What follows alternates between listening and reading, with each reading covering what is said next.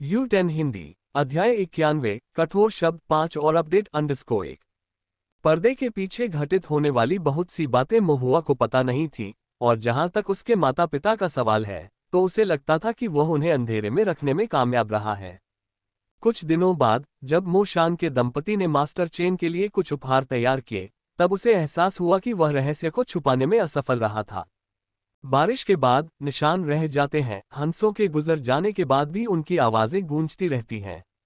Uncle Jhang सही थे, एक बार कुछ हो जाए तो सुराग हमेशा मिलते ही हैं। अगर तुम्हें नहीं पता तो किसी और को जरूर पता होगा, मोहुआ ने मन ही मना भरी।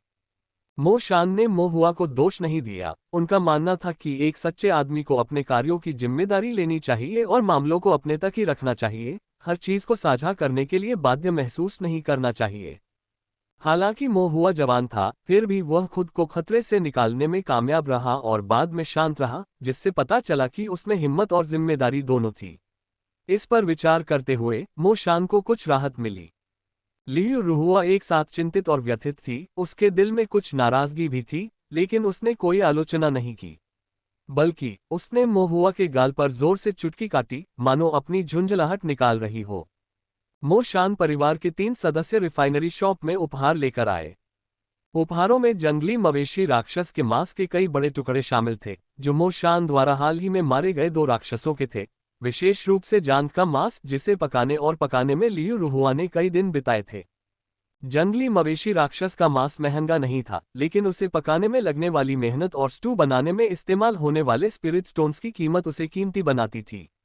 स्पिरिट स्टोन्स के साथ उसे खरीदना सस्ता नहीं होता, और मास्टर चेन निश्चित रूप से स्पिरिट स्टोन्स को ऐसी विलासिता पर खर्च नहीं करना चाहेंगे, जबकि उनके पास उनके इतने सारे और भी उपयोग थे। इतना मांस रिफाइनरी शॉप में काम करने वाले श्रमिकों की भूख के लिए भी 1 महीने से अधिक समय तक खाने के लिए पर्याप्त होगा। दाजू और बाकी लोग हक्के बक्के रह गए। उन्होंने जिंदगी में इतना मांस कभी नहीं देखा था, उनकी लार टपक रही थी, वे उसे पूरी तरह पहुंच नहीं पा रहे थे। मास्टर चेन को शराब का एक बड़ा बर्तन मिला और वे मुस्कुराना बंद नहीं कर सके। उसे भी कभी कभार ड्रिंक लेने में मजा आता था, लेकिन वह ज्यादा पीने से हिचकिचाता था। एक एक कप पीता था और ज्यादा पीना चाहता था, लेकिन स्पिरिट स्टोन्स की कीमत को लेकर उसे अपराधबोध होता था।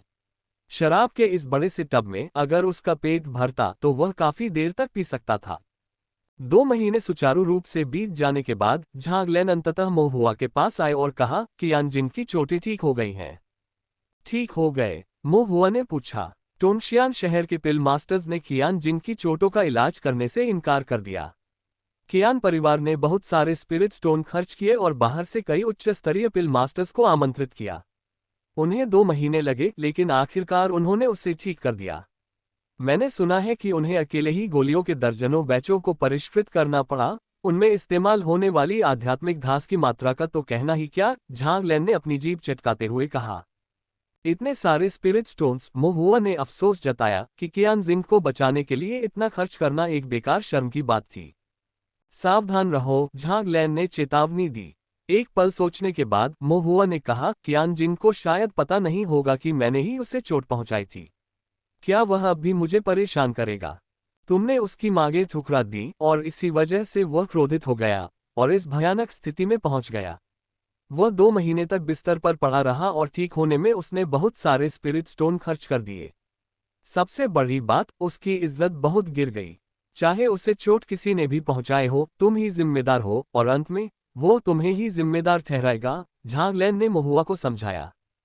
सबसे पहले मुझे परेशान करने वाला वही था। अगर किसी को उकसाने वाला कहा जाए तो वो वही है। क्या उसे कभी अपनी गलतियों पर गौर नहीं आता? महुआ ने नाराज होकर कहा। freewebnovel.com। बचपन से ही बिगड़े हुए कुल के वंशजों का स्वभाव स्वाभाविक रूप से उग्र होता है। वह कभी नहीं सोचेगा कि वह गलत है, गलती हमेशा दूसरों की होती है। मैंने ऐसे कई लोग देखे हैं, झांगलेन ने हाथ में प्याला लेकर कहा, और इससे भी बदतर हालात होते हैं। अगर वह तुम्हारी जान चाहता है और तुम नहीं देती, तो उसे लग सकता है कि तुम उसकी अवज्ञा कर रही हो और वह और भी ज्यादा गुस्सा हो जाएगा। मोहुआ हैरान रह गया, क्या ऐसे लोग सचमुच होते हैं? झांगलेन ने कहा, निस्संदेह अंततः आपका उनसे सामना होगा। इस दुनिया में हर कोई दूसरों के साथ मनुष्य जैसा व्यवहार नहीं करता। झांग लैन ने एक ही घूंट में अपना ड्रिंक खत्म किया और उठ खड़ा हुआ। मैं अब जा रहा हूं। इस बारे में ज्यादा चिंता मत करो। कई आंखें देख रही हैं, कियान परिवार कोई कदम उठाने की हिम्मत नहीं करेगा। लेकिन कियान जिंग घमंडी और कुछ हद तक जहरीली भी है। सतर्क रहना, कहीं कोई खतरा न हो। इतनी सारी आंखें देख रही थीं। इसका क्या मतलब था और कौन देख रहा था? मो हुआ पूछना चाहता था, लेकिन झांग लैन पहले ही जा चुकी थी। मो हुआ ने थोड़ा सा भौहें चढ़ाई, अपने भंडारण बैग में संरचनाओं के ढेर को छुआ और साथ ही अंकल झांग की सलाह के अनुसार किसी भी निशान को मिटाने और भ्रमित करने के लिए तैयार किए गए आध्यात्मिक तरल और आत्मा पत्थरों को छुआ और खुद से सोचा, कियान जिंग, बेहतर होगा कि तुम यहाँ न आओ, अन्यथा मुझे डर है कि तुम्हारे माता पिता तुम्हें फिर कभी नहीं देख पाएंगे। उसके बाद मो हुआ श्री जुआंग के पास संरचनाओं के बारे में जानने, दूसरों को संरचना पैटर्न की मरम्मत में मदद करने या खरीदारी करने के लिए बाजार शहर जाता था। आते जाते उसे हमेशा कुछ साधकों की नज़रें महसूस होती रहती थीं। उन्होंने सोचा कि मो हुआ ने ध्यान नहीं दिया होगा, लेकिन इतने लंबे समय तक संरचनाओं के साथ काम करने के कारण उसकी दिव्य अनुभूति उसी क्षेत्र के साधकों की तुलना में कहीं अधिक गहरी थी।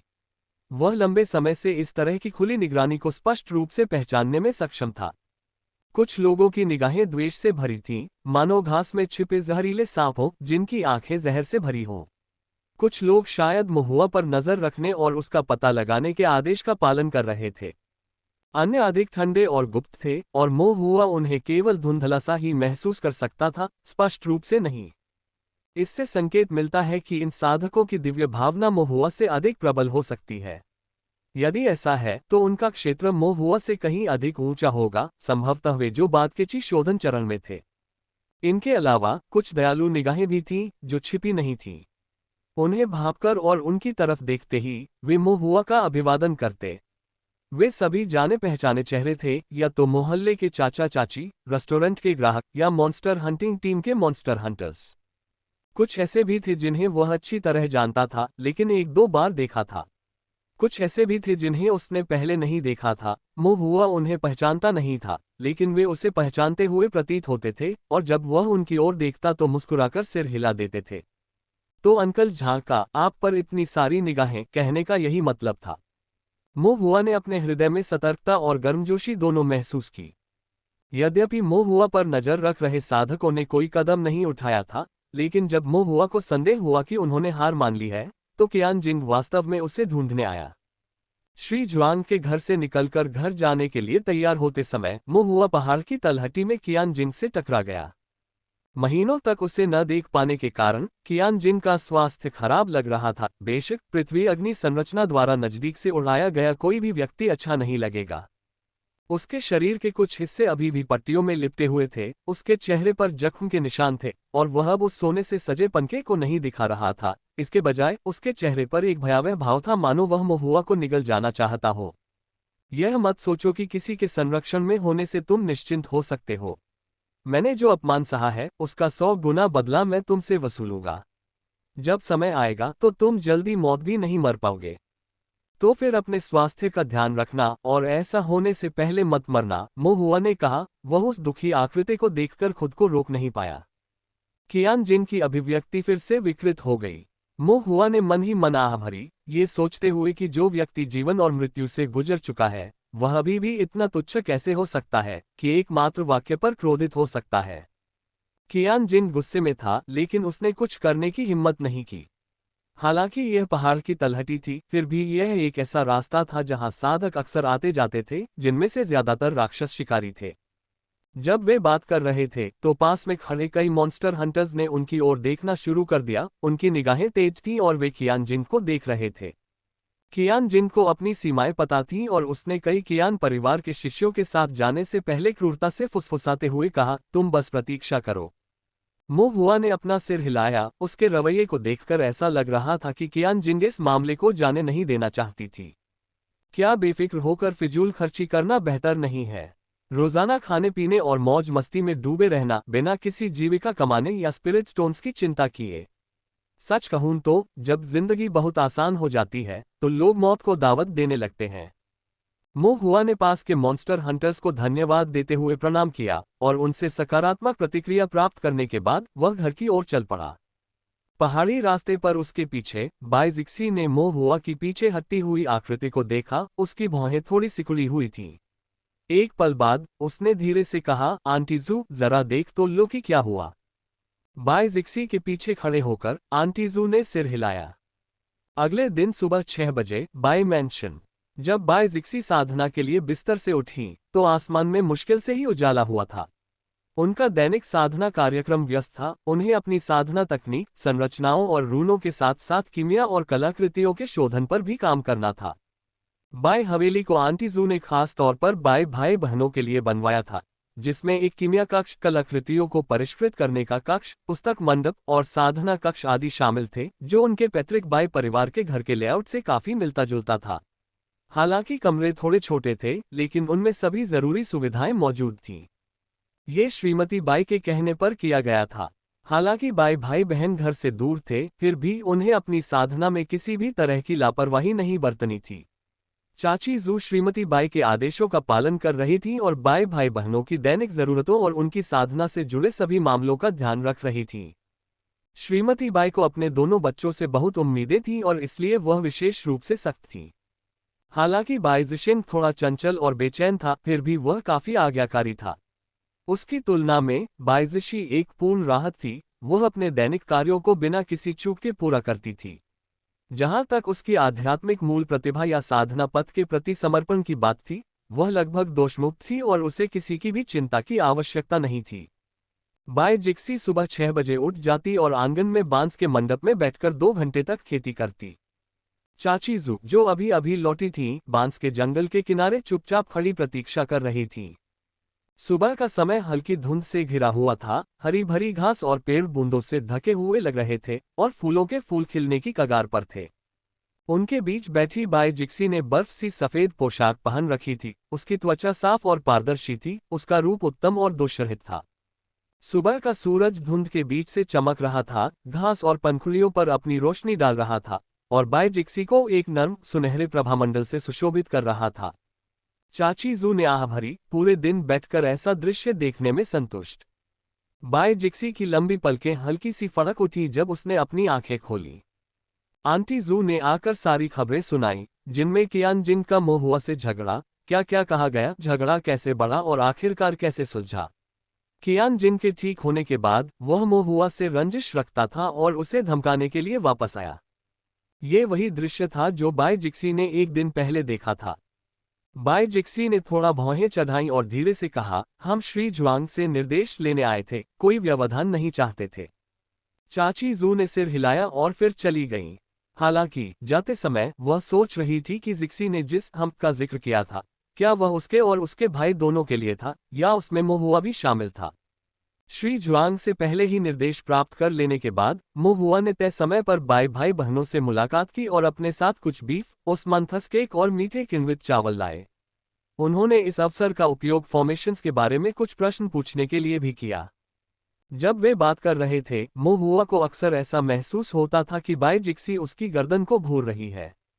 मोहुआ ने अपना सिर घुमाया और उत्सुकता से बाई जिक्सी को देखा। उनकी नजरें मिली और बाई जिक्सी ने पूछा, क्या आपकी गर्दन में चोट लगी है? मोहुआ ने सिर हिलाया, छोटी सी चोट है, लेकिन ये पहले ही ठीक हो चुकी है। उन्होंने इस मामले पर और कुछ नहीं कहा।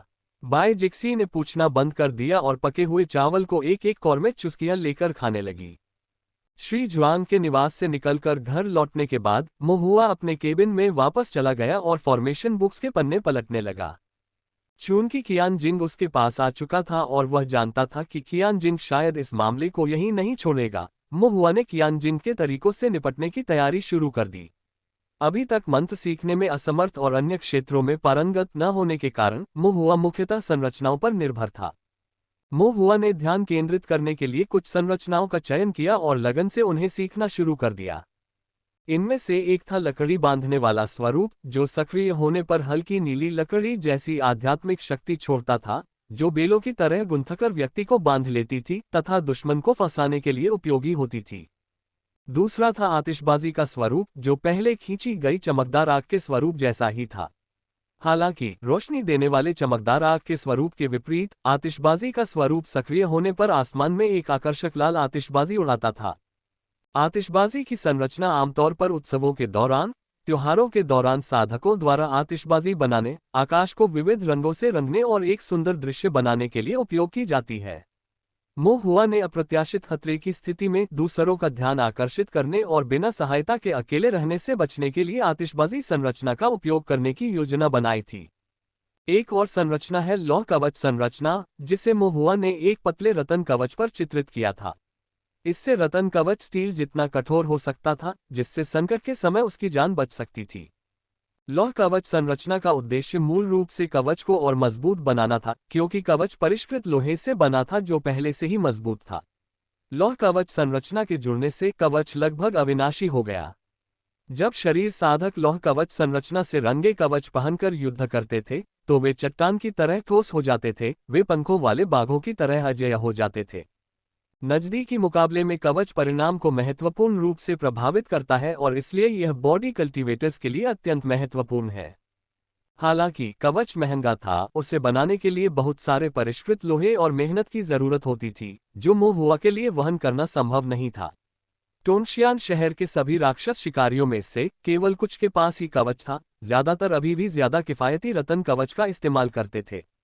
मोहुआ का रतन कवच छोटा और बेहद खूबसूरत था। मास्टर चेन ने इसे खास तौर पर मोहुआ के लिए तैयार किया था। चूंकि मोहुआ दुबला पतला था, इसलिए रतन कवच ज्यादा बड़ा नहीं था और इसमें ज्यादा सामग्री का इस्तेमाल भी नहीं हुआ था। मास्टर चेन ने इसके लिए कोई स्पिरिट स्टोन भी नहीं लिया। चूंकि मास्टर चेन ने कोई स्पिरिट स्टोन नहीं लिया था, मोहुआ के पास मास्टर चेन की कुछ तारीफों के साथ तारीफ करने के अलावा कोई चारा नहीं था। मास्टर चेन ने जवाब में ज्यादा कुछ नहीं कहा, लेकिन वो अंदर ही अंदर बहुत खुश थे। जब मोहुआ रतन कवच का परीक्षण करने के लिए वापस गया, तो उसने देखा कि यह तलवारों और चाकुओं को रोक सकता था, लेकिन वार के पीछे के बल को नहीं रोक सकता था। इस प्रकार बाहरी चोटों के बिना भी आंतरिक चोटें अपरिहार्य थीं। इसमें कोई मदद नहीं थी। रतन कवच उन बॉडी कल्टीवेटर्स के लिए बनाया गया था जो मजबूत थे और ब्लेड और तलवार के हमलों का सामना कर सकते थे। उन्हें इस तरह के बल की परवाह नहीं थी, लेकिन मोहुआ इसे संभाल नहीं सका। freewebnovel.com। मोहुआ के पास उस पर लौह कवच संरचना बनाने के अलावा कोई चारा नहीं था। हालांकि यह बल को पूरी तरह से विक्षेपित नहीं कर सकता था, फिर भी ये पहले से कहीं बेहतर था। इसके अलावा उस पर लौह कवच संरचना बनाने के बाद रतन कवच की स्थायित्व भी काफी बढ़ गई थी। पहले तलवार या चाकू रतन कवच पर निशान छोड़ सकते थे, लेकिन अब कोई निशान नहीं छोड़ते थे। रतन कवच आत्मरक्षा के लिए था और पहनने में आरामदायक नहीं था, इसलिए मोहुआ ने इसे अपने स्टोरेज बैग में रख लिया ताकि आपात स्थिति में इसे निकाला जा सके। आक्रामक संरचनाओं की बात करें तो उसके पास अभी सिर्फ पृथ्वी अग्नि संरचना ही थी। शक्ति के मामले में पृथ्वी अग्नि संरचना पहले से ही काफी अच्छी थी और दूसरी संरचनाएं शायद उससे ज्यादा मजबूत नहीं थीं। इससे भी महत्वपूर्ण बात यह है कि एक बार पृथ्वी अग्नि संरचना सक्रिय हो जाने पर वह 3 सांसों के बाद फट जाती थी, जबकि ज्यादातर दूसरी संरचनाएं तुरंत असर दिखाती थीं। अगर विस्फोट की आध्यात्मिक शक्ति मोहुआ पर असर करती, तो उसे भी इसके परिणाम भुगतने पड़ते। ऐसा शक्तिशाली गठन कियान जिन को नष्ट कर सकता था, लेकिन अगर यह मोहुआ पर फट गया, तो यह निश्चित रूप से उसका अंत होगा। इसके अलावा मोहुआ ने कुछ अन्य छोटी छोटी संरचनाएं भी तैयार की थीं, ताकि किसी समय उनकी जरूरत पड़े।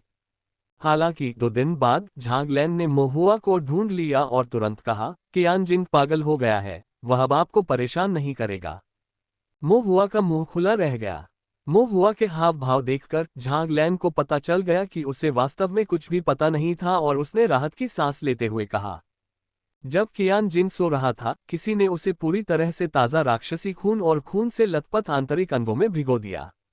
वह पूरी रात खून में भीगा रहा और अगले दिन जब वह उठा तो पूरी तरह से बेहोश हो गया था। मोहुआ चौंक गया और पूछा, क्या वह पागल हो गया था? यह इतना आसान नहीं है। झांगलैन ने अपना सिर हिलाया। ज्यादा से ज्यादा खून और मांस की आंतरिक आंतें एक झटका होती हैं। थोड़ी सी शांतिदायक धूप जलाओ, थोड़ी देर आराम करो और वह ठीक हो जाएगा। ये किसी को पागल करने के लिए काफी नहीं है। तो क्या हुआ? मोहुआ ने पूछा। झांगलैन ने कहा, मुझे संदेह है कि उसे डराने के लिए राक्षस के खून और आंतरिक अंगों का उपयोग करने के अलावा किसी ने संभवतः भ्रम तकनीक का भी इस्तेमाल किया होगा। भ्रम तकनीक? लगता है जब कियान जिन की नींद खुली तो वह घबराया हुआ था और उसकी आवाज तीखी थी। वह लगातार चिल्ला रहा था, मुझे मत खाओ।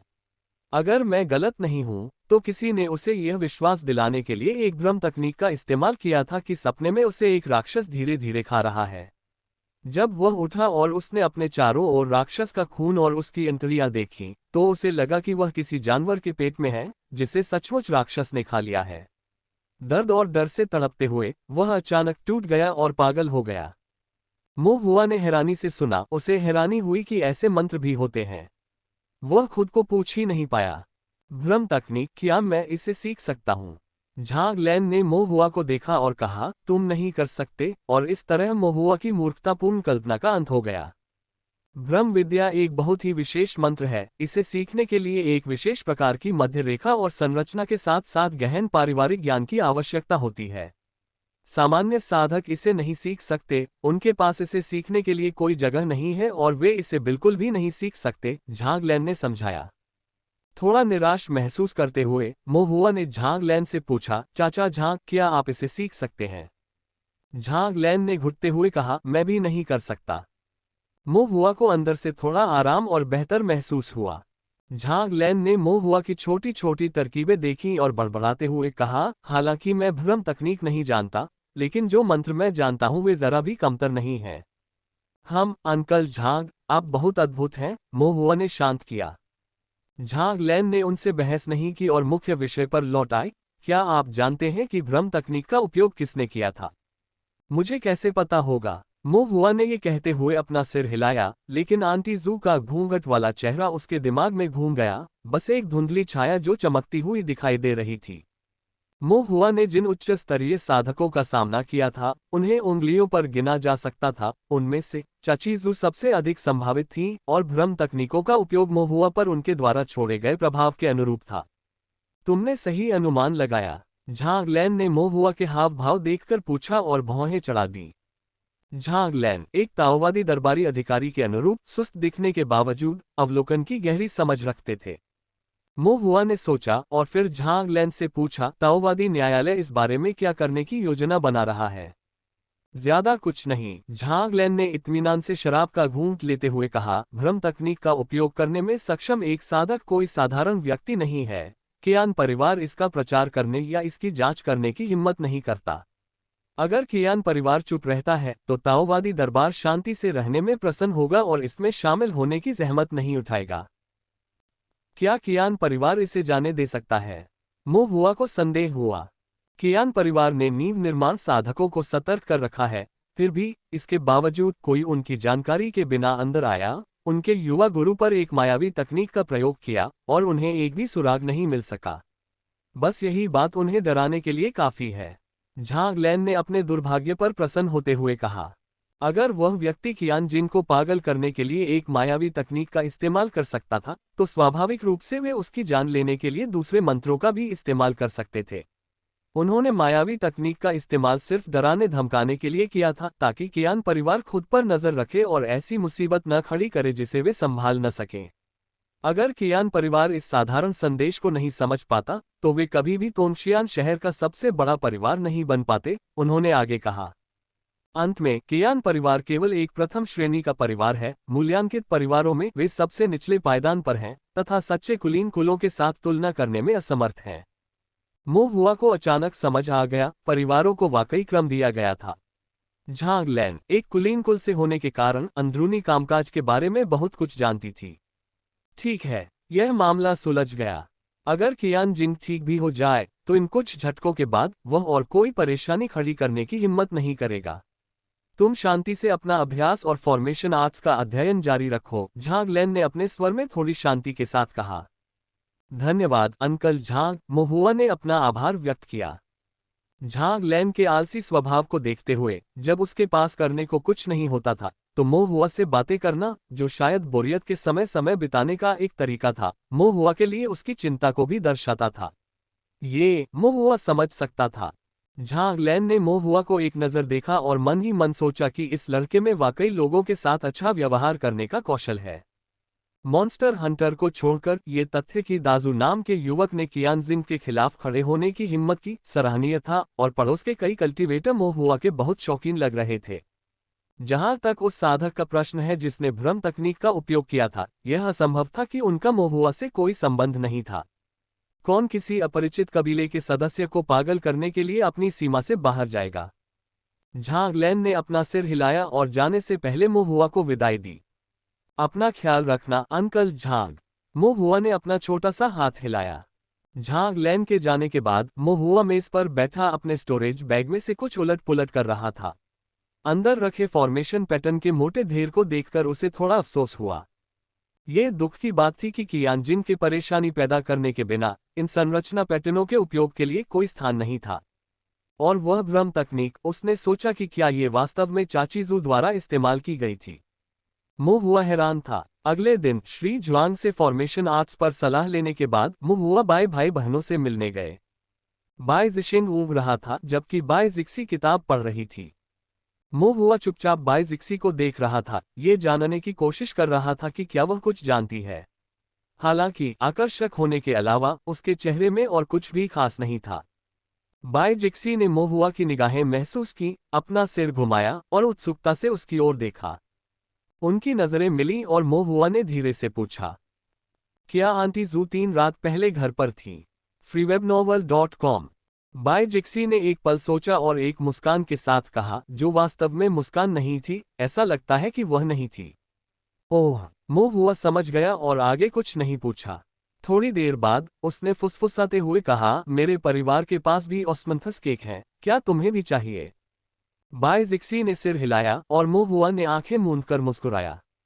इसके बाद दोनों ने पढ़ने पर ध्यान केंद्रित किया और फिर कभी बात नहीं की। कियानजिन का मामला सुलझ जाने के बाद महुआ शांति से खेती कर सकता था। वह यथाशीघ्र क्यूई शोधन के 5वें स्तर तक साधना करना चाहता था ताकि वह मंत्र सीख सके। महुआ सचमुच मंत्र सीखने के लिए उत्सुक था। उसने उन भ्रम तकनीकों के बारे में सोचना छोड़ दिया जो झांग लैन भी नहीं कर सकती थी, लेकिन एक छोटी सी आग लगाना या बिजली का झटका भेजना कोई समस्या नहीं होनी चाहिए। ये सोचकर महुआ थोड़ा उत्साहित महसूस कर रहा था। हालांकि साधना एक धीमा और सूक्ष्म प्रयास था। वह प्रतिदिन जितनी आध्यात्मिक ऊर्जा ग्रहण कर सकता था और जितनी आध्यात्मिक शक्ति को परिष्कृत कर सकता था, उसकी एक सीमा थी। जब तक वह नियमित रूप से अभ्यास करता रहा, इस प्रक्रिया को बहुत तेज या धीमा करने का कोई तरीका नहीं था। उसकी वर्तमान गति के अनुसार क्यूई शोधन के 5वें स्तर तक पहुंचने में अभी भी कुछ समय लगेगा। संरचनाओं के संदर्भ में महुआ 7 संरचना पैटर्न वाली संरचना बना सकता है, लेकिन अभी तक 8 वाली संरचना नहीं बना सका है। ये संभवतः अपर्याप्त दिव्य ज्ञान के कारण था, जिसके कारण सीखना कुछ हद तक मजबूरी बन गया था। वह केवल सरल संरचनाओं वाले ही चित्र बनाने का प्रयास कर सकता था। हालांकि एक औसत संरचना गुरु के लिए 8 संरचना पैटर्न पहले से ही सीमा थे, और एक बिना रैंक वाला संरचना गुरु आमतौर पर केवल इसी स्तर की संरचनाएं ही बना सकता था। 7 संरचना पैटर्न बनाने में सक्षम होने के कारण महुआ पहले से ही खुद को एक वास्तविक जूनियर संरचना मास्टर मानता था। अंदर महुआ खुद को थोड़ा आत्मसंतुष्ट महसूस करने से नहीं रोक सका।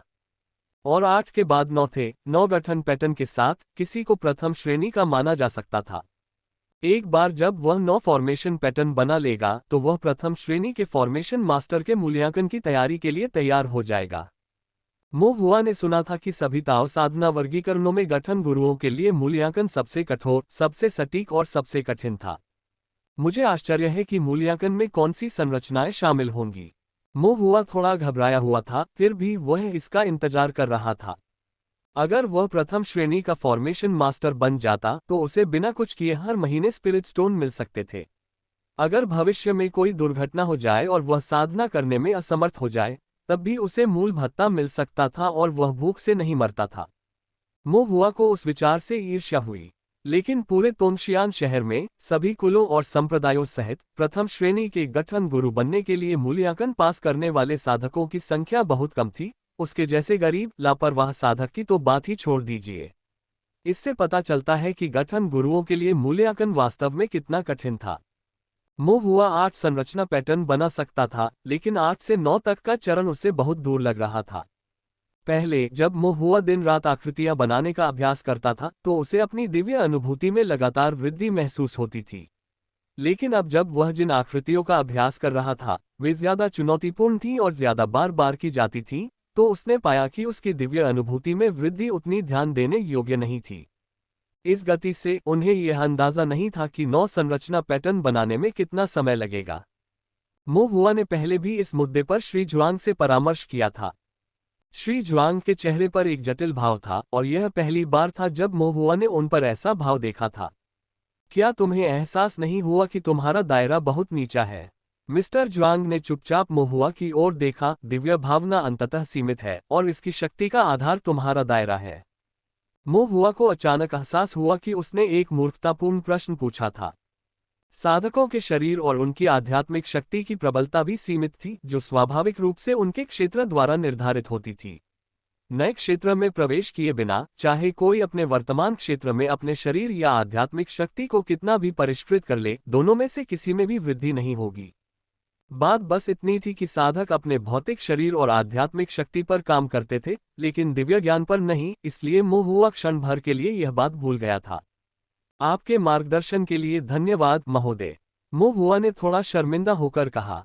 कुछ और सवाल पूछने के बाद वह उठकर चला गया। दिव्य ज्ञान सीमित है। श्री जुआंग ने मो हुआ की छोटी आकृति को सड़क के मोड़ पर गायब होते देखा। वह काफी देर तक विचारों में खोए रहे। फिर उन्होंने हंसते हुए कहा, मैंने बहुत से साधकों को सिखाया है, लेकिन ऐसा लगता है कि यह पहली बार है जब मैंने ऐसा कहा है। एक क्षण के बाद श्री जुआंग ने मो हुआ की ओर देखा, जो पगोडा वृक्ष के नीचे आकृतियां बना रहा था, गहरी निगाह से। दिव्य बोध, क्या ये सचमुच सीमित है? दिव्य ज्ञान की अपनी सीमाएं हैं। किसी कारणवश श्री जुआंग के शब्द मो हुआ को बिल्कुल सही लगे। ये देखते हुए मो हुआ ने इस पर और ज्यादा विचार न करने का फैसला किया। खैर, जैसे जैसे क्षेत्र बेहतर होता जाएगा, दिव्य ज्ञान भी स्वाभाविक रूप से बढ़ता जाएगा। ये स्वाभाविक था। साधना पर ध्यान केंद्रित करना ही कुंजी थी और जल्दबाजी करने से कोई फर्क नहीं पड़ता। अब सबसे महत्वपूर्ण बात यह थी कि फॉर्मेशन के बारे में अधिक जानकारी प्राप्त की जाए। तियानयान जुए साधना तकनीक की सबसे बड़ी बाधा रहस्यमय संरचना थी। रहस्यमय संरचना को हल करने के लिए व्यक्ति को संरचनाओं की एक विस्तृत श्रृंखला में निपुणता प्राप्त करनी होती थी। श्री जुआंग ने उसे 1000 संरचनाओं की सूची दी थी, लेकिन मो हुआ ने उसका केवल एक छोटा सा भाग ही सीखा था। संरचनाओं के साथ उसका वर्तमान अनुभव अभी भी पर्याप्त नहीं था। यदि रहस्य सूत्रीकरण का समाधान नहीं हो पाता, तो वह अड़चन को पार नहीं कर पाता। अड़चन को पार किए बिना उसका क्षेत्र स्थिर हो जाता। एक बार क्षेत्र स्थिर हो जाने पर उसका ताव साधना का मार्ग समाप्त हो जाता। इस प्रकार नियमित साधना के अलावा मो हुआ ने अपना सारा ध्यान संरचनाओं के अध्ययन में लगा दिया। रात में जब वह सोता था, तो वह अपने चेतना सागर में अपूर्ण स्तंभों पर निर्माण का अभ्यास करता था। दिन में जागने पर वह कागज पर निर्माण का चित्रण करना शुरू कर देता था। कभी कभी जब किसी का निर्माण कार्य करना बंद कर देता था, तो वे मो हुआ से मदद मांगते थे। जब भी मास्टर चेन की रिफाइनरी शॉप को मदद की जरूरत होती, जैसे कलाकृतियों की भट्टियों की मरम्मत या आध्यात्मिक कलाकृतियों में संरचनाएं जोड़ना, तो वे मो हुआ को देखने के लिए आमंत्रित करते। कभी कभी बूढ़े मिस्टर फैंग मो हुआ के लिए संरचनाएं बनाने के लिए कुछ साधकों का परिचय भी देते।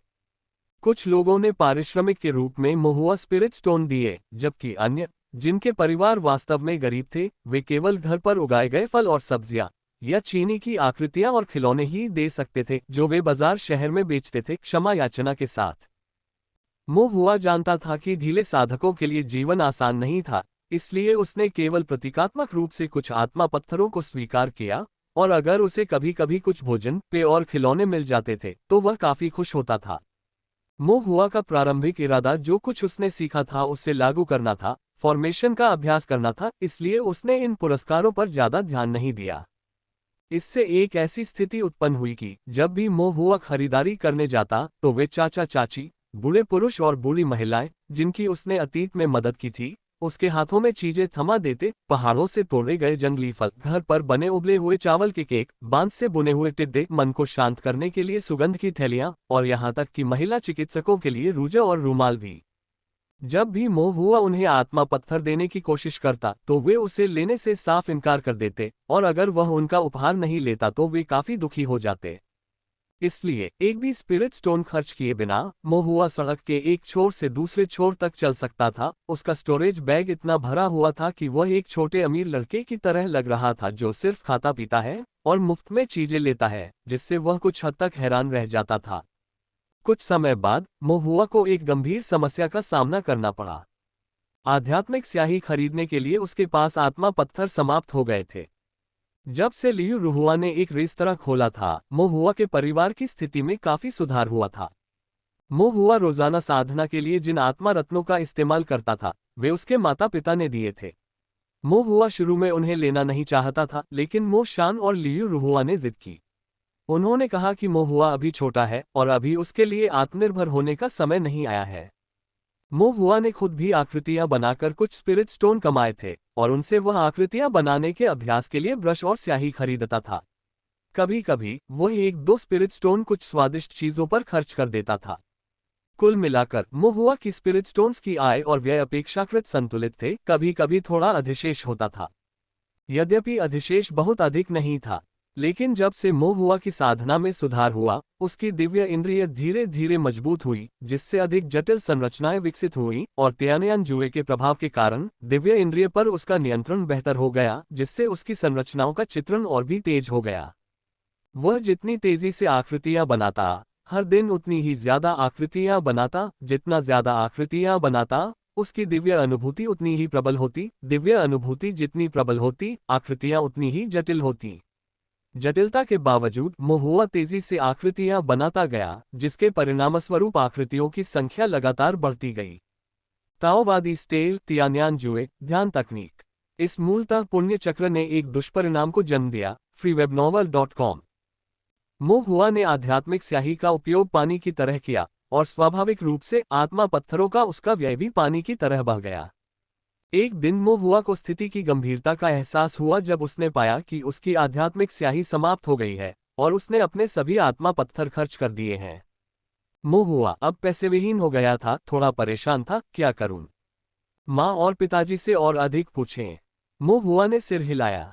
वह चाहता था कि उसके माता पिता अपनी साधना पर ज्यादा स्पिरिट स्टोन खर्च करें ताकि वे अपनी साधना बढ़ा सकें और अपनी आयु बढ़ा सकें। अगर वह कहे तो वे जरूर अपने सारे स्पिरिट स्टोन उसे दे देंगे। संरचनाएं बनाते समय अधिक स्पिरिट स्टोन चार्ज करें। मोहुआ को भी लगा कि यह गलत है। पड़ोसी सभी ढीले साधक थे, पहले से ही संसाधनों की तंगी से जूझ रहे थे और उनके पास शुरू से ही ज्यादा स्पिरिट स्टोन्स नहीं थे। इसके अलावा वह अपने समुदाय की दया का लाभार्थी था, इसलिए स्पिरिट स्टोन्स के लिए ज्यादा पैसे लेने का सवाल ही नहीं उठता था। अपनी स्वयं की आध्यात्मिक स्याही बनाने के बारे में आपका क्या विचार है? मोहुआ को आध्यात्मिक स्याही बनाने का फॉर्मूला या तकनीक नहीं पता थी, और अगर पता भी होता तो भी उसे कच्चे माल की आवश्यकता होती, जिसे प्राप्त करने का उसके पास कोई रास्ता नहीं था। मोहुआ ने इस समस्या पर 2 दिन तक विचार किया, लेकिन कोई अच्छा समाधान नहीं निकाल सका। उस दोपहर उसने लियू रुहुआ को भौहें सिकोड़ते हुए ये कहते सुना, जियाओहू पहाड़ पर राक्षसों का शिकार करते हुए घायल हो गया था। मैंने सुना है कि यह काफी गंभीर है। ये चीजें मेरे पास ले जाओ और देखो कि जियाओहू कैसा है। मोहुआ ने तेजी से जवाब दिया, ठीक है माँ, मैं अभी चलता हूँ। जब मोहुआ मेन परिवार के स्थान पर पहुंचा तो दाहू और श्वांगहू जियाओहू की देखभाल कर रहे थे।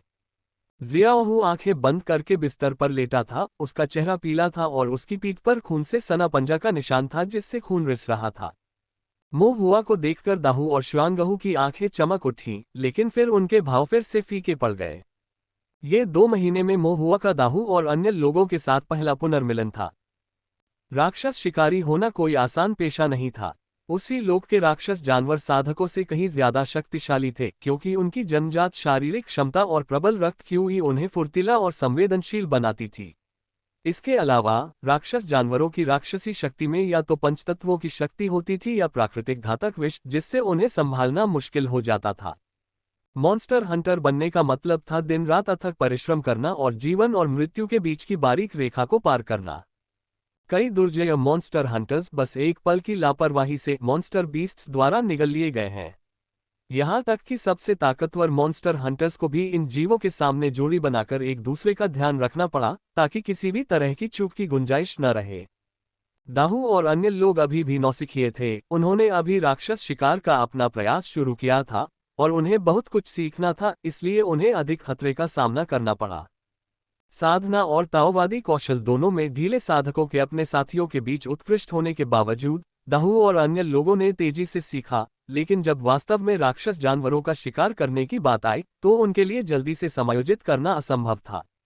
पिछले 2 महीनों से वे पहाड़ों में रह रहे थे, इलाके से वाकिफ हो रहे थे, राक्षसी जानवरों की पहचान कर रहे थे और उनसे लड़ने की कोशिश कर रहे थे।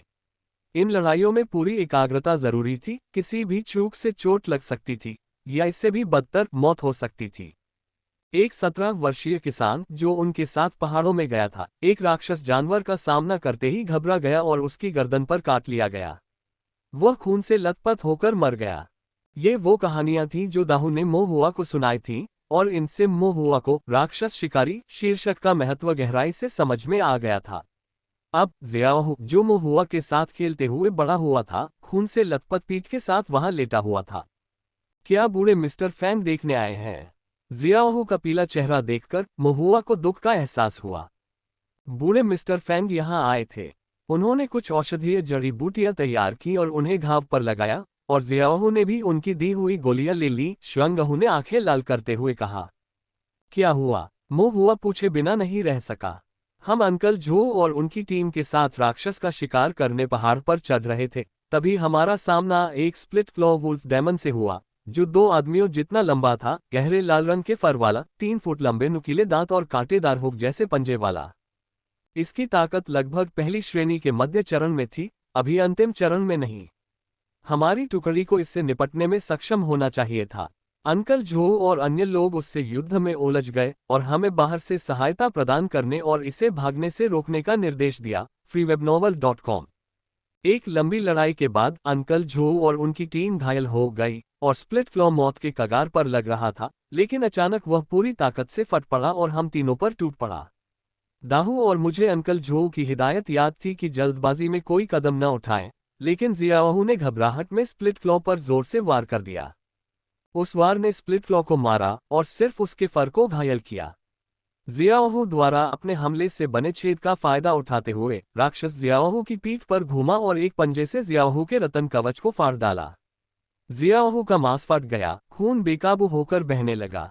श्वांगहू ने अपनी आस्तीन से अपने आंसू पोंछे, गला रुंध गया। चाचा जुओ ने कहा था कि विभाजित पंजे के पंजे राक्षसी शक्ति से लिपटे हुए थे। ऐसे पंजों से कटने पर खून लगातार बहता रहेगा। कई साधक इसी तरह मर चुके हैं, फटने के बाद खून बहते हुए। दाहू की आंखों में आंसू भर आए और वह अपराधबोध से बोला, काश मैंने उसके लिए यह वार झेल लिया होता। मैं शियाओहू से ज्यादा ताकतवर हूं, मुझे इतनी ज्यादा चोट नहीं पहुंचती। अपने भाई के इतने घायल होने पर दोनों बड़े भाइयों को दुख और अफसोस दोनों महसूस हुए। बूढ़े मिस्टर फैंग अपनी गोली बनाने की कला में बहुत कुशल हैं। जियाओहू ठीक हो जाएगा, मोहुआ ने उन्हें दिलासा देते हुए कहा। उसकी आंखें भी जलने लगी थीं। मोहुआ ने जियाओहू के घाव की फिर से जांच की।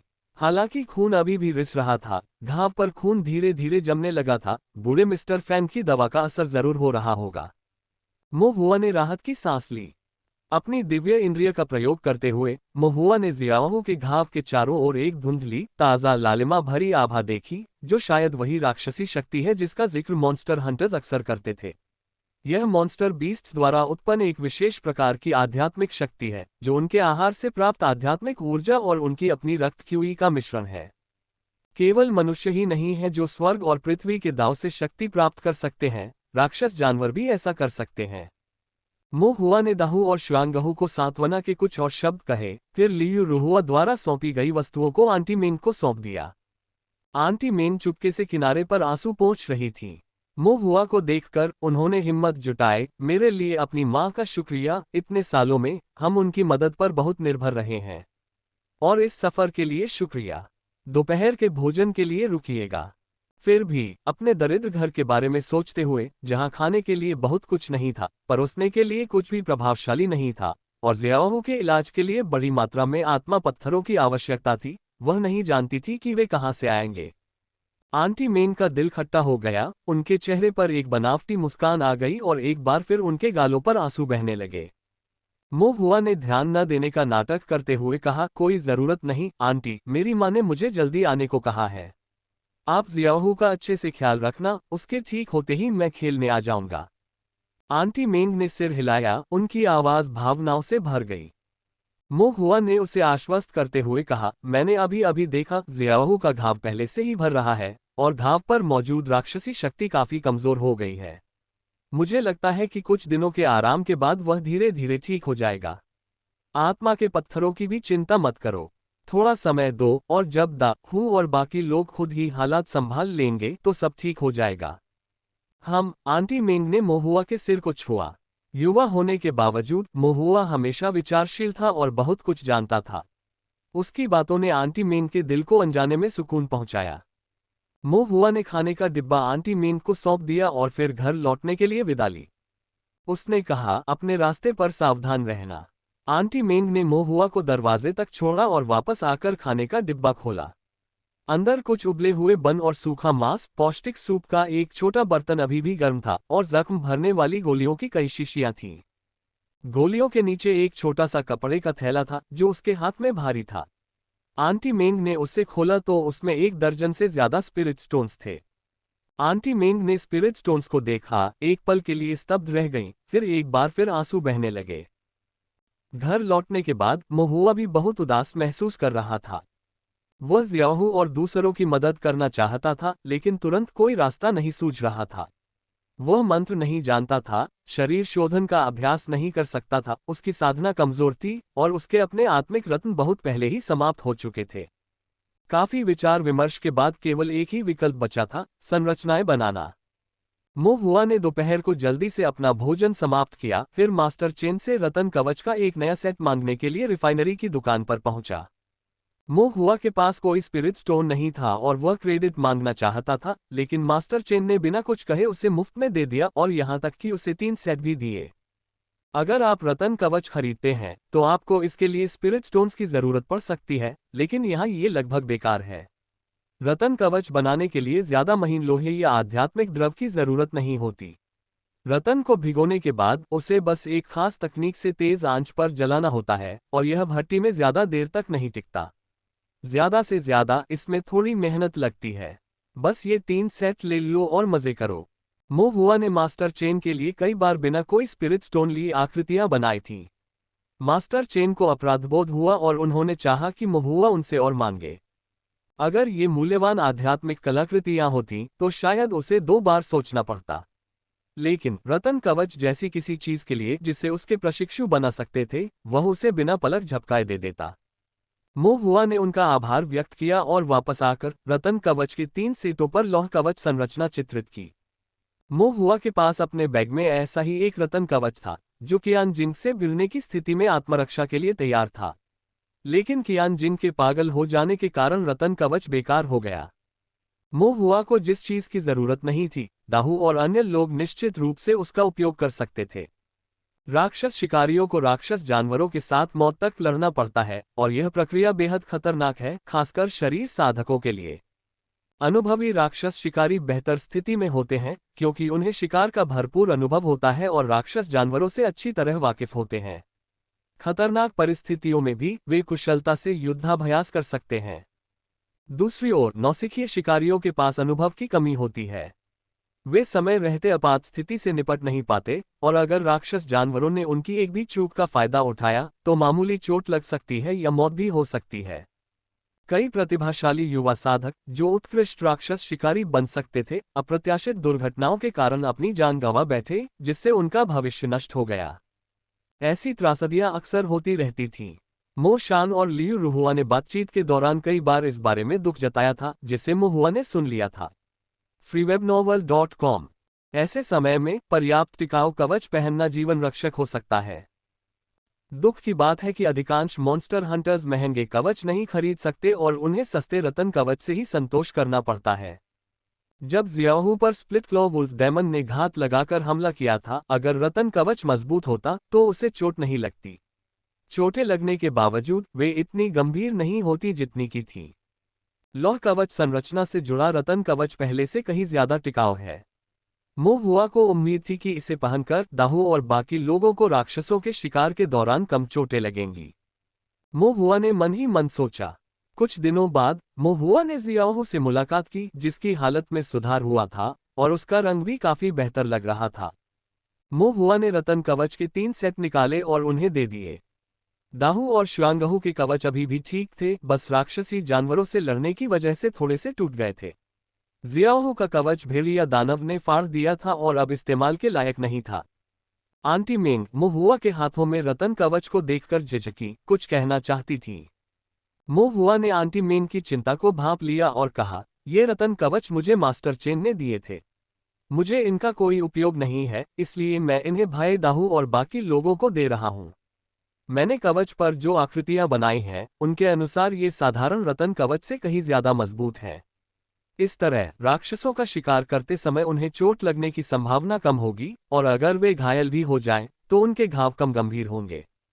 आंटी मेंग को पहले तो ऐसा तोहफा लेने में शर्मिंदगी महसूस हुई, लेकिन जब उन्होंने मोहुआ को ये कहते सुना कि इससे चोट लगने की संभावना कम हो जाएगी, तो वे मना नहीं कर सकी। शर्म और कृतज्ञता के मिले जुले भाव से उनकी आंखें लाल हो गईं। मोहुआ ने आंटी मेंग की आस्तीन खींचते हुए कहा, भविष्य में अगर मुझे मदद की जरूरत पड़ी तो मैं भाई दाहू और बाकियों से मदद मांगूंगी। वे ढिलाई नहीं बरत सकते और मेरी मदद करने से इनकार नहीं कर सकते। आंटी मेंग बार बार हाँ में हाँ मिलाती रहीं। हाँ हाँ, जब भी किसी चीज की जरूरत हो उनसे पूछ लेना। अगर उन तीनों ने ना कहने की हिम्मत की तो मैं उनकी टांगें तोड़ दूंगी।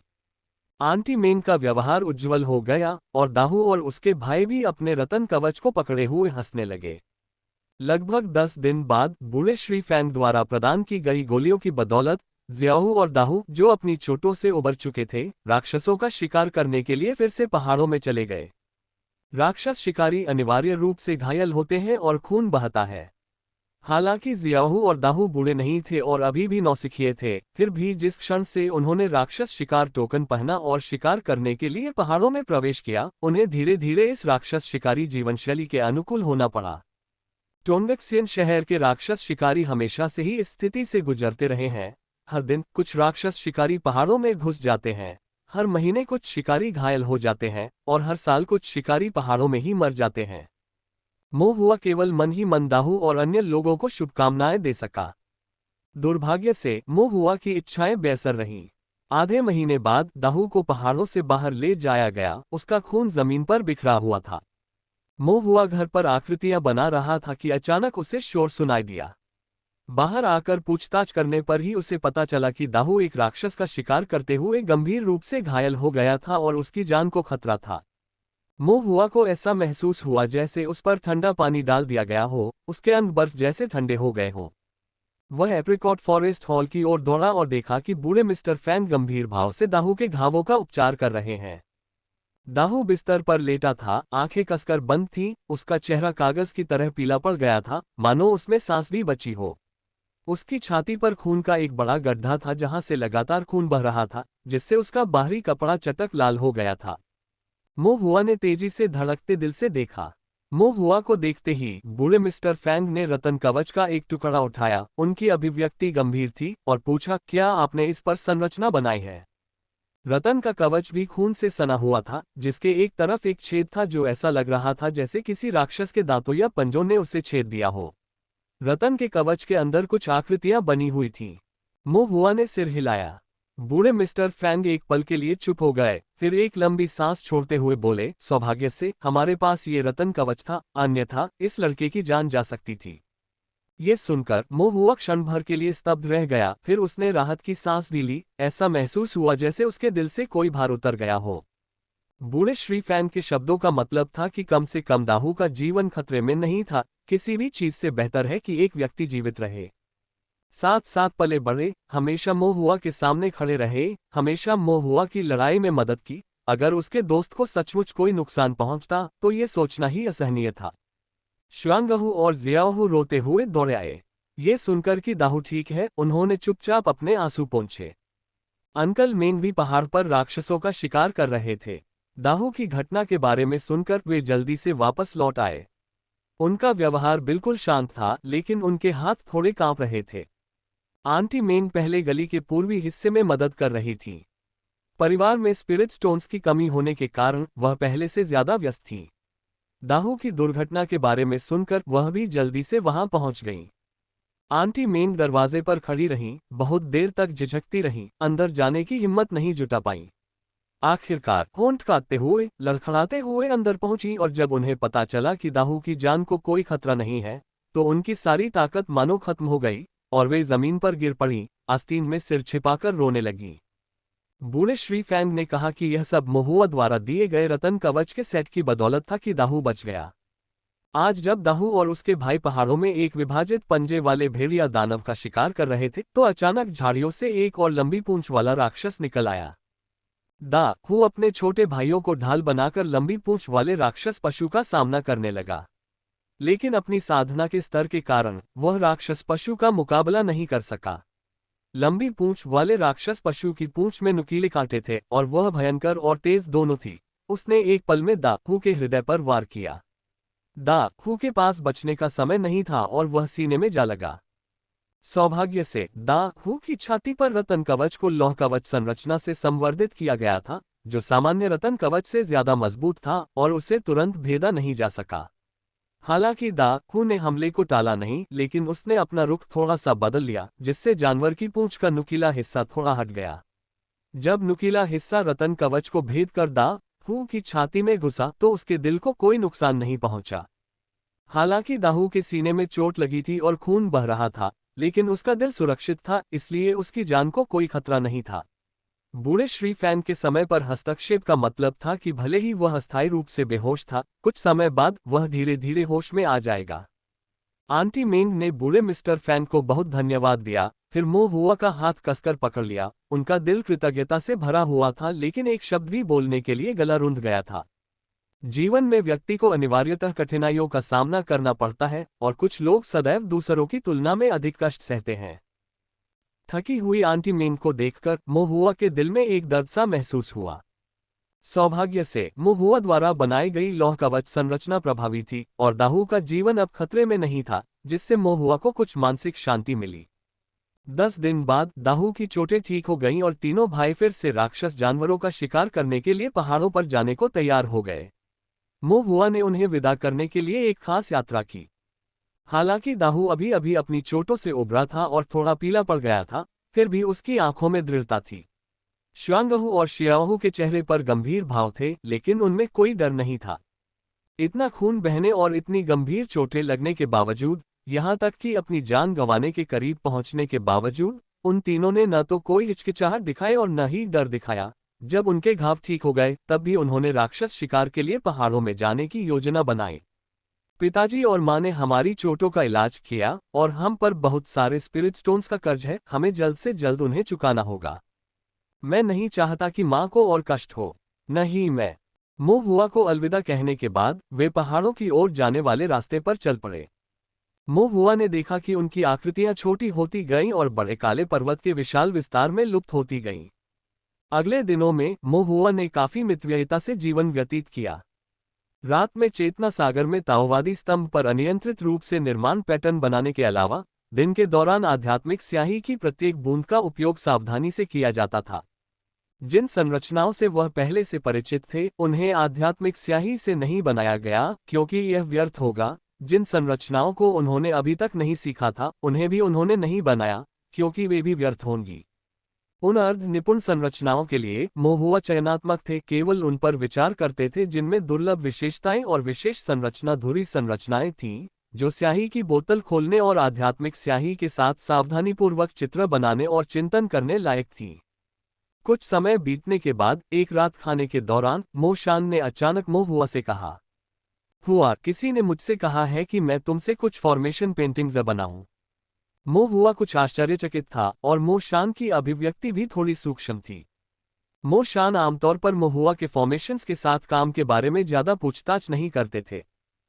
सबसे पहले चुनकी राक्षस शिकार अपने आप में एक मुश्किल काम था। मोशान राक्षस शिकार दल का कप्तान था, इसलिए उसे राक्षस जानवरों का शिकार करने और उनकी सुरक्षा सुनिश्चित करने के लिए साधकों के एक समूह को पहाड़ों में ले जाना पड़ता था और राक्षस शिकार से होने वाली आय को नियमों के अनुसार बांटना पड़ता था, जो खतरनाक भी था और व्यस्तता भी। पहले महुआ का परिवार मुख्य रूप से मोशान के राक्षस शिकार से मिलने वाली आत्मा रत्नों की आय पर निर्भर था और मोशान इन कामों में व्यस्त होने के कारण किसी और काम के लिए समय ही नहीं निकाल पाता था। दूसरा, क्योंकि मोशान संरचनाओं को अच्छी तरह नहीं समझता था। उसका ज्ञान कुछ सामान्य संरचनाओं को पहचानने या संरचनाओं के जरिए साधकों द्वारा बिछाए गए जालों का पता लगाने तक ही सीमित था। वह संरचना गुरुओं के आंतरिक व्यवहार के बारे में स्पष्ट नहीं था, इसलिए स्वाभाविक रूप से उसे समझ नहीं आ रहा था कि क्या प्रश्न पूछे। तीसरा, क्योंकि मोहुआ को कम देखभाल की जरूरत थी, चाहे वह साधना हो या संरचनाओं का अध्ययन, वह बिना किसी संकेत के जो भी करने की जरूरत थी वह करता था, जिससे मोशान को चिंता करने की जरूरत नहीं पड़ती थी और वह मोहुआ पर बहुत अधिक दबाव नहीं डालना चाहता था। freewebnovel.com। मोहुआ अभी युवा था और उसकी साधना कमजोर थी। प्रतिभा होने के बावजूद संरचनाओं के साथ कुछ महत्वपूर्ण हासिल करने में समय लगता और वह यह उम्मीद नहीं कर सकता था कि यह इतनी जल्दी हो जाएगा। एक साधक के लिए संरचनाएं सीखना बहुत कठिन है और एक संरचना गुरु बनना और भी कठिन है, जिसके बारे में मोशान बहुत अच्छी तरह से जानते थे। टोनशियान शहर के कुछ प्रसिद्ध फॉर्मेशन मास्टर्स की दाढ़ी और बाल सफेद हो रहे थे, और कुछ के बाल न केवल सफेद हो गए थे बल्कि पूरी तरह से झड़ भी रहे थे। अब यह देखते हुए कि मोहुआ में प्रतिभा थी, अगर वह 30 साल की उम्र तक एक साधारण फॉर्मेशन मास्टर बन सकता था और फॉर्मेशन से जीविका चला सकता था, भले ही रैंक न हो, तो मोशान बहुत संतुष्ट होगा।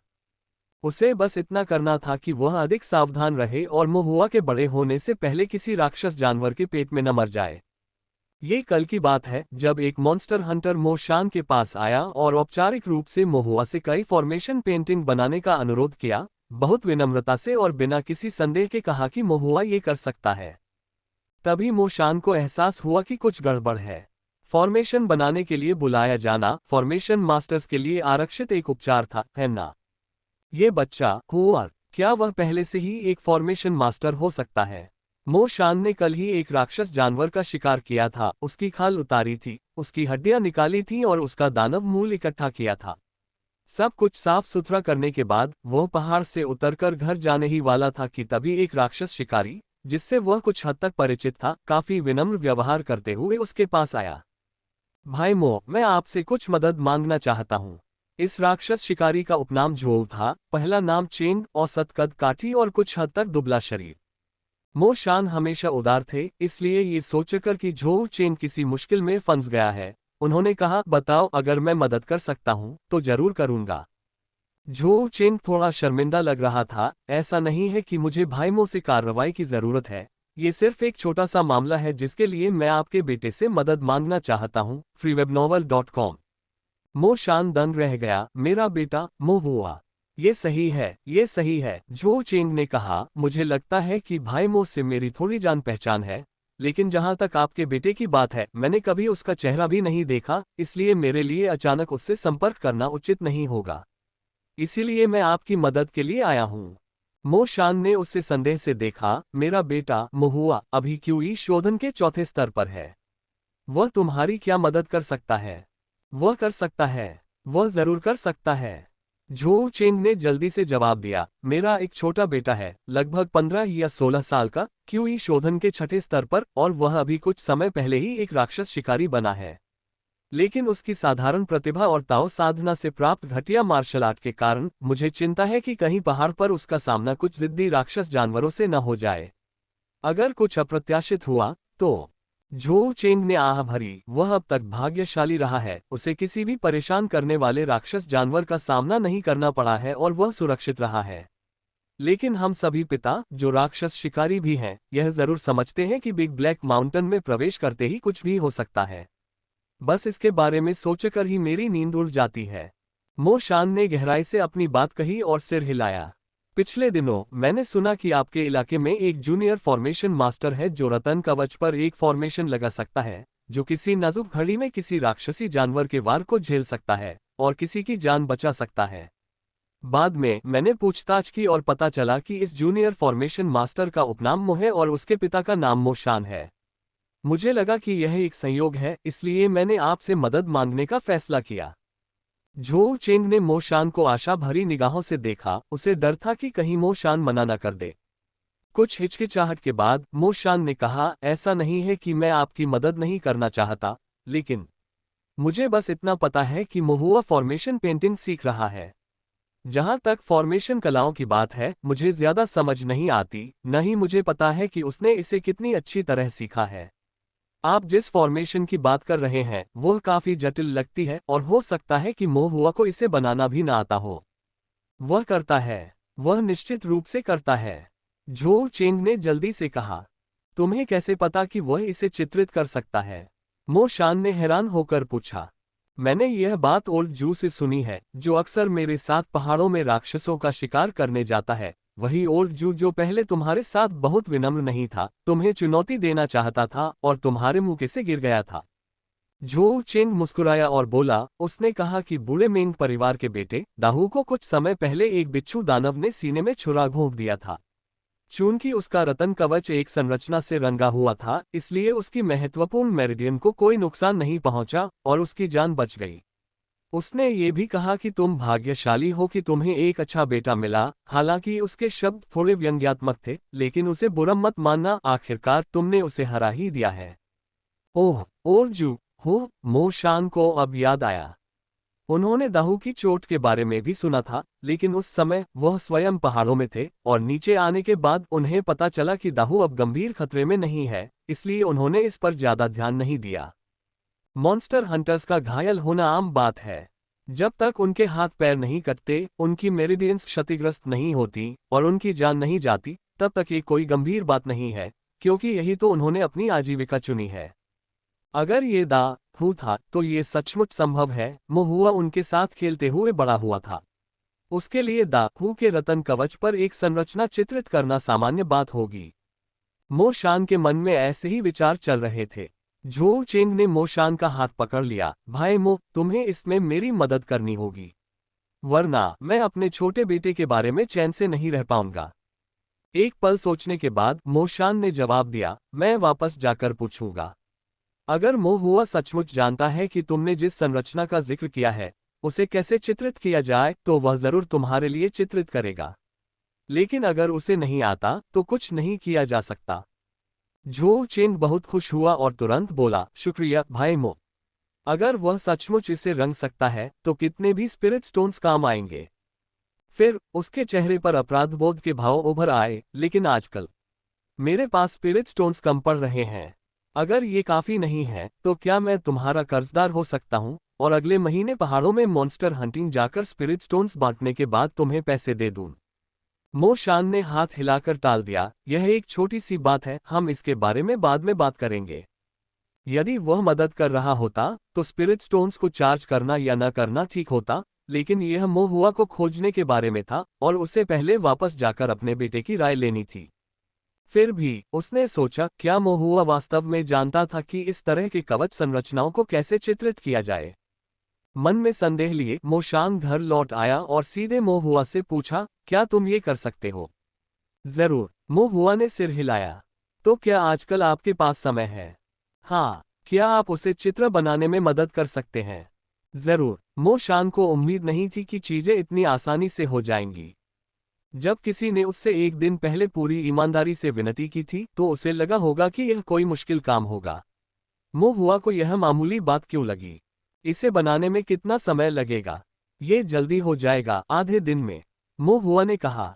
दरअसल इसमें 2 घंटे भी नहीं लगते, क्योंकि मोहुआ की दिव्य भावना प्रबल थी और उस पर उसका नियंत्रण भी मजबूत था। साथ ही उसे लौह कवच संरचना बनाने का इतना ज्ञान था कि इसमें कोई खास मुश्किल नहीं थी। हालांकि थोड़ा अतिरिक्त समय देना हमेशा अच्छा होता था। मो शान ने सिर हिलाया, फिर पूछा, तो ड्राइंग फॉर्मेशन के लिए सामान्य मुआवजा कितना है? मो शान की झिझक भरी नजर देखकर मोहुआ ने कहा, पिताजी, क्या आप कुछ और कहना चाहते हैं? कुछ सोचने के बाद मो शान ने कहा, उसका परिवार भी बहुत अमीर नहीं है। उसका सबसे छोटा बेटा एक मॉन्स्टर हंटर है और उसे सब कुछ तैयार करना होगा। मुझे लगता है उसके पास ज्यादा स्पिरिट स्टोन नहीं है। अच्छा होगा अगर आप उससे कम पैसे लें, लेकिन फिर भी यह आपका फैसला है, क्योंकि फॉर्मेशन बनाने वाले आप ही हैं। पहले मो शान को लगता था कि मोहुआ की साधना उतनी ऊंची नहीं थी और इसलिए उसने जो संरचनाएं सीखी थीं वे शायद बहुत गहरी नहीं थीं। आस पड़ोस के लिए संरचनाएं तय करना, चाहे वह स्पिरिट स्टोन्स चार्ज करे या नहीं, ज्यादा मायने नहीं रखता था। थोड़ा सा नुकसान भी ठीक था। लेकिन अब मो शान को एहसास हुआ कि मामला अलग था। मॉन्स्टर हंटर्स जिन संरचनाओं का इस्तेमाल कर सकते थे वे निश्चित रूप से सिर्फ 2 या 3 पैटर्न वाली साधारण संरचनाएं नहीं थीं। मोहुआ इस तरह की संरचनाएं बना सकता था, इसका मतलब था कि वह शहर के औसत संरचना मास्टर्स के स्तर पर था। मो शान जानते थे कि फॉर्मेशन मास्टर बनना कितना मुश्किल है। यहाँ तक कि सबसे साधारण फॉर्मेशन मास्टर भी 1 या 2 दशक तक पूरी लगन से अध्ययन करते हैं।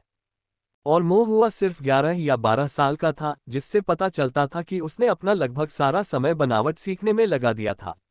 जहां दूसरे बच्चे अभी भी खेती करने की शिकायत कर रहे थे और हर दिन खेलने की जगह के बारे में सोच रहे थे, वहीं मोहुआ दिन रात बनावट सीख रहा था। मो शान को याद आया कि जब भी वह पहाड़ों में राक्षसों का शिकार करके लौटता था, मोहुआ लगभग हमेशा आकृतियां बनाता रहता था। कभी कभी जब मो शान देर से लौटता था तो मोहुआ के कमरे की बत्ती अभी भी जल रही होती थी। मो शान थोड़ा परेशान थे और नहीं चाहते थे कि उनके बेटे को इसकी वजह से कोई नुकसान हो। मोहुआ ने मो शान के गहरे विचारों पर ध्यान नहीं दिया था। थोड़ा हिसाब लगाने के बाद उसने कहा, बस रतन कवच ले आओ और धातु की आध्यात्मिक स्याही की एक शीशी तैयार करो। स्याही जितनी अच्छी होगी, रचना उतनी ही प्रभावी होगी। लेकिन अगर तुम अच्छी स्याही नहीं खरीद सकते तो साधारण स्याही भी ठीक रहेगी। जहां तक मुआवजे की बात है, पिताजी, तुम शिकारी एक दिन में कितने आध्यात्मिक पत्थर कमा सकते हो? मुझे लगता है कि प्रत्येक के पास लगभग 5 स्पिरिट स्टोन होंगे। दिन में 5, लेकिन कोई भी रोज पहाड़ों पर नहीं जा सकता, न ही हर दिन राक्षस जानवरों का सामना कर सकता है। अगर वे ऐसा करते भी हैं तो यह निश्चित नहीं है कि वे उन्हें मार पाएंगे। अगर उनका सामना किसी मुश्किल जानवर से होता है और वे घायल हो जाते हैं, तो उन्हें गोलियों पर भी खर्च करना पड़ता है। इसलिए स्पिरिट स्टोन्स वास्तव में ज्यादा नहीं है, खासकर ये देखते हुए कि राक्षस शिकार अपने आप में कितना खतरनाक है। तो फिर चलो 5 स्पिरिट स्टोन्स पर फैसला करते हैं, मो हुआ ने कहा। मो शान ने सिर हिलाया और खुद को पूछने से नहीं रोक सका, 5 स्पिरिट स्टोन्स? क्या आपको कुछ समझ नहीं आ रहा है? किसी फॉर्मेशन मास्टर से फॉर्मेशन बनवाने में आमतौर पर बहुत सारे स्पिरिट स्टोन्स खर्च होते हैं। हालांकि मो शान ने कभी किसी को काम पर नहीं रखा था और उसके पास ऐसा करने के लिए स्पिरिट स्टोन्स भी नहीं थे, लेकिन इतने लंबे समय तक तुंगशियान शहर में रहने के कारण वह इन मामलों के बारे में थोड़ा बहुत जानता था। मो हुआ ने कहा, मैं अभी भी आकृतियां बनाना सीख रहा हूं। कम या ज्यादा कमाई मेरे लिए ज्यादा मायने नहीं रखती, जब तक मुझे और अभ्यास करने का मौका मिलता रहे। और हाँ पापा, क्या आप मुझे हमेशा यही नहीं कहते कि ढीले साधकों को एक दूसरे का ध्यान रखना चाहिए? जब हमारा परिवार पहले मुसीबत में था तो इन चाचा चाची ने हमारी थोड़ी मदद की थी। अब जब हमारे पास साधन है तो उनकी भी मदद करना सही है। मुस्कुराते हुए मोहुआ ने कहा, दूसरों की मदद करना, संरचनाओं का अभ्यास करना और एक साथ कुछ स्पिरिट स्टोन अर्जित करना एक अच्छा सौदा है ना? ठीक है, मो शान ने मोहुआ के सिर पर हाथ फेरते हुए सहमति जताए। मैं कल आपके लिए संरचना बनाने के लिए सब कुछ तैयार करवा दूंगा। रात के खाने के बाद मोहुआ आराम करने के लिए अपने कमरे में वापस चला गया। मो शान अकेले बैठे रहे और जितना ज्यादा वो इस बारे में सोचते उतना ही ज्यादा संतुष्ट होते जाते। अपने बेटे की कही बात याद करके और ये जानकर कि अब उनके बेटे को फॉर्मेशन मास्टर माना जा सकता है, आमतौर पर शांत रहने वाले मो शान अपने चेहरे की मुस्कान नहीं छिपा पाए। शान को ये कहते हुए सुनकर कि इसमें केवल 5 स्पिरिट स्टोन लगेंगे, झो चेंग मदद नहीं कर सका और अपना मुंह चौड़ा करके गंभीरता से बोला, भाई मो, ये सही नहीं है। क्या मैं तुम्हें और 5 दूं? उसने और अधिक देने के बारे में सोचा, लेकिन वास्तव में उसके पास और कोई आत्मा पत्थर नहीं था। उन्होंने चुपचाप टोंगक्सियन शहर में पूछताछ की थी। एक एकल लौह कवच संरचना तैयार करने के लिए वे संरचना मास्टर्स आमतौर पर 50 स्पिरिट स्टोन्स चार्ज करते थे और केवल नए कम आत्मविश्वास वाले संरचना मास्टर्स 30 स्पिरिट स्टोन्स मांगते थे, जो कि सबसे कम कीमत थी। कल रात घर लौटने के बाद वह काफी देर तक परेशान रहा। उसे समझ नहीं आ रहा था कि मो शान कितना लेगा। लेकिन आज जब वह पूछने आया तो मो शान ने उससे सिर्फ 5 स्पिरिट स्टोन मांगे, जिससे उसे बहुत पछतावा हुआ। मो शान ने उसके कंधे पर थपथपाते हुए कहा, अतिरिक्त स्पिरिट स्टोन से अच्छी क्वालिटी की स्पिरिचुअल इन खरीद लो।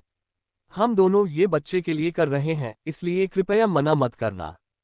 झो चेंग ने मन ही मन कृतज्ञता महसूस की और कुछ नहीं कहा।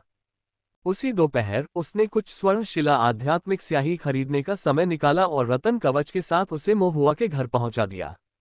2 घंटे से भी कम समय में मोहुआ ने लौह कवच संरचना का चित्रांकन पूरा कर लिया और फिर रतन कवच मो शान को सौंप दिया। बदले में उन्होंने 5 स्पिरिट स्टोन और आधी बोतल अप्रयुक्त गोल्ड रॉक स्पिरिचुअल इंक अर्जित की। मोहुआ ने सोचा कि यह सौदा बिल्कुल ठीक था। क्या मुझे अब दूसरों को बताना चाहिए कि मैं एक फॉर्मेशन मास्टर हूं और उन्हें फॉर्मेशन पेंटिंग्स के लिए मेरे पास आने देना चाहिए? विचार करने के बाद मोहुआ ने फिर भी अपना सिर हिलाया। वह अभी युवा था और ऐसा करना बहुत ही ज्यादा दिखावटी होगा। उसे श्रीमान ज्वांग के शब्द याद आ गए, जिन्होंने कहा था कि एक साधक को कम ही दिखाई देना चाहिए। एक उभरी हुई लकड़ी सड़ सकती है और एक मोटा सुअर आसानी से मारा जा सकता है। ताओ साधना जगत खतरों से भरा था। अपनी वर्तमान साधना और अनुभव के साथ मोहुआ इन सब से खुद को बचाने के लिए तैयार नहीं था। इसके अलावा उसकी संरचनाओं में दक्षता पर्याप्त नहीं थी और संरचनाओं में और भी कई बारीकियां थीं जिन्हें उसे सीखना था। उसे अल्पकालिक लाभ के लालच में नहीं पड़ना चाहिए और ताओ की खोज का साहस नहीं खोना चाहिए। इसके साथ ही मामला सुलझ गया। लेकिन अगले दिन वह राक्षस शिकारी, जिसने मोहुआ से यह संरचना बनाने को कहा था, अचानक मिलने आया। उसके पीछे एक सीधा सादा और ईमानदार दिखने वाला युवक भी था। डैपिंग, जल्दी से अंकल मो और भाई मो को धन्यवाद दो, उन्होंने कहा। युवक ने बिना किसी हिचकिचाहट के झुककर कहा, धन्यवाद अंकल मो, धन्यवाद भाई मो। मो शान ने फिर उसका परिचय मोहुआ से कराया। ये तुम्हारे चाचा झोउ हैं, जिनका नाम चेंग है, और यह उनका सबसे छोटा बेटा झोउ दापिंग है। ये संरचना तुम्हारे चाचा झोउ चेंग ने तुम्हें बनाने का काम सौंपा था। नमस्ते अंकल झोउ, नमस्ते भाई दापिंग। ठीक है, ठीक है, झोउ चेंग ने मुस्कुराते हुए बार बार कहा। इतना औपचारिक होने की जरूरत नहीं है, बस उसे दापिंग कहो। झोउ दापिंग ने अपना सिर खुजलाया। हाँ, मुझे बस दापिंग कहो। झोउ चेंग ने कुछ वस्तुओं का ढेर सौंप दिया, जिसमें कुछ शराब, भोजन, सब्जियां और फल शामिल थे। ये ठीक थे, लेकिन सबसे मूल्यवान आध्यात्मिक स्याही की एक बोतल थी। मोहुआ ने अपने लिए ये संरचना बनाने के लिए केवल 5 स्पिरिट स्टोन्स लिए थे। झोउ चेंग पहले ही इस बात से असहज महसूस कर रहा था, और रतन कवच प्राप्त करने और सटीक संरचना पैटर्न और हल्के सुनहरे रंग से चमकते सुंदर स्ट्रोक देखने के बाद वह इस संरचना की कारीगरी पर अचंभित था। बिना किसी खास मेहनत के ऐसी संरचना बनाना संभव नहीं था। झोउ चेंग ने शुरू में सोचा था कि मोहुआ की कम उम्र को देखते हुए अगर उसने जो आकृतियां बनाई हैं वह बमुश्किल इस्तेमाल करने लायक है, तो वह काफी होगी। अब जब उसने देखा तो टोंगशियान शहर के उन आकृति निर्माण गुरुओं से भी, जो 20-30 सालों से आकृतियां बना रहे थे, मोहुआ कम काबिल नहीं था। झोउ चेंग ने फिर रतन कवच की प्रभावशीलता का परीक्षण किया, जो उसकी कल्पना से कहीं बेहतर था। किसी गंभीर स्थिति में यह सचमुच उसके बेटे की जान बचा सकता था। अब वह और भी अधिक ऋणी महसूस कर रहा था, इसलिए उसने कुछ और स्पिरिट स्टोन्स इकट्ठे किए और उन्हें व्यक्तिगत रूप से धन्यवाद देने के लिए विशेष रूप से कुछ उपहार खरीदे। मो शान ने उन्हें स्वीकार करने से दृढ़तापूर्वक इनकार कर दिया। इन चीजों को अपने पास रखो, आत्मा पत्थर अर्जित करना आसान नहीं है। लेकिन मो शान ने जो भी कहा, झोउ चेंग उपहार देने के लिए दृढ़ था। इस प्रकार वे दोनों हठपूर्वक गतिरोध में फंस गए और ऐसा लग रहा था कि रात होने तक भी वे किसी समाधान पर नहीं पहुंच पाएंगे। मोहुआ बस इतना ही कह सका, पिताजी, अंकल झोउ बहुत दयालु हैं, आपको इसे स्वीकार कर लेना चाहिए। अगर भविष्य में हमें कभी कोई आकृतियां बनानी हो तो हमारे पास आ जाना। झोउ चेंग ने प्रसन्नतापूर्वक कहा, मोर सही है, इसे बिना किसी देरी के स्वीकार कर लो। कोई विकल्प न होने पर मोशान ने अनिच्छा से स्वीकार कर लिया। बाद में जब झोउ दापिंग राक्षसों का शिकार करने पहाड़ों पर गया तो उसने रतन का कवच पहना था जिस पर मोहुआ ने आकृतियां बनाई थीं। वह कई बार घायल हुआ, लेकिन मजबूत कवच की वजह से उसे कोई खास नुकसान नहीं हुआ। ये जानकर झोउ चेंग ने आखिरकार राहत की सांस ली, ये सोचकर कि उसकी सारी मेहनत बेकार नहीं गई। सिर्फ स्पिरिट स्टोन्स से ही उपचार में होने वाली बचत ही काफी थी। इस बात की तो बात ही छोड़िए कि किसी वास्तविक आपात स्थिति में रतन कवच पर बनी संरचनाएं किसी की जान बचा सकती थीं। उनके जैसे उन्मुक्त साधकों के लिए, जो कठिनाई में जीवन जीते थे और अपने बेटे का पालन पोषण करने के लिए संघर्ष करते थे, राक्षसों का शिकार करते समय जान गंवाना विनाशकारी होगा। कई वर्षों तक राक्षस शिकारी के रूप में काम करने के कारण झोउ चेंग को पता था कि हर साल कुछ युवा साधक राक्षसों के शिकार में अपनी जान गंवा देते थे। यदि ये अनुभवी शिकारी सावधान न रहें तो वे भी राक्षस जानवरों का शिकार बन सकते हैं। फिर उन युवकों की तो बात ही छोड़ दीजिए जो अभी इस क्षेत्र में हैं। हर बार जब वह इसके बारे में सोचता था तो झोउ चेंग मोहुआ के प्रति बहुत आभारी महसूस करता था, लेकिन गरीब होने के कारण वह अपनी कृतज्ञता व्यक्त करने के लिए केवल दयालु शब्द ही कह सकता था। इसके बाद वह हर किसी के सामने मोहुआ की तारीफ करते हुए कहते थे कि उनकी कम उम्र के बावजूद मोहुआ की आकृतियां बेहतरीन हैं। रतन के कवच पर आकृतियां लगाने से वह ब्लेड और भालों से अछूता रह गया। इसकी मदद से उनका बेटा बिना किसी डर के पहाड़ों में जाकर राक्षसों का शिकार कर सकता था। उनके दावे कुछ हद तक अतिशयोक्तिपूर्ण और मनगढ़ंत थे, लेकिन गपशप पसंद करने वाले लोगों को उन्हें सुनने में आनंद आता था।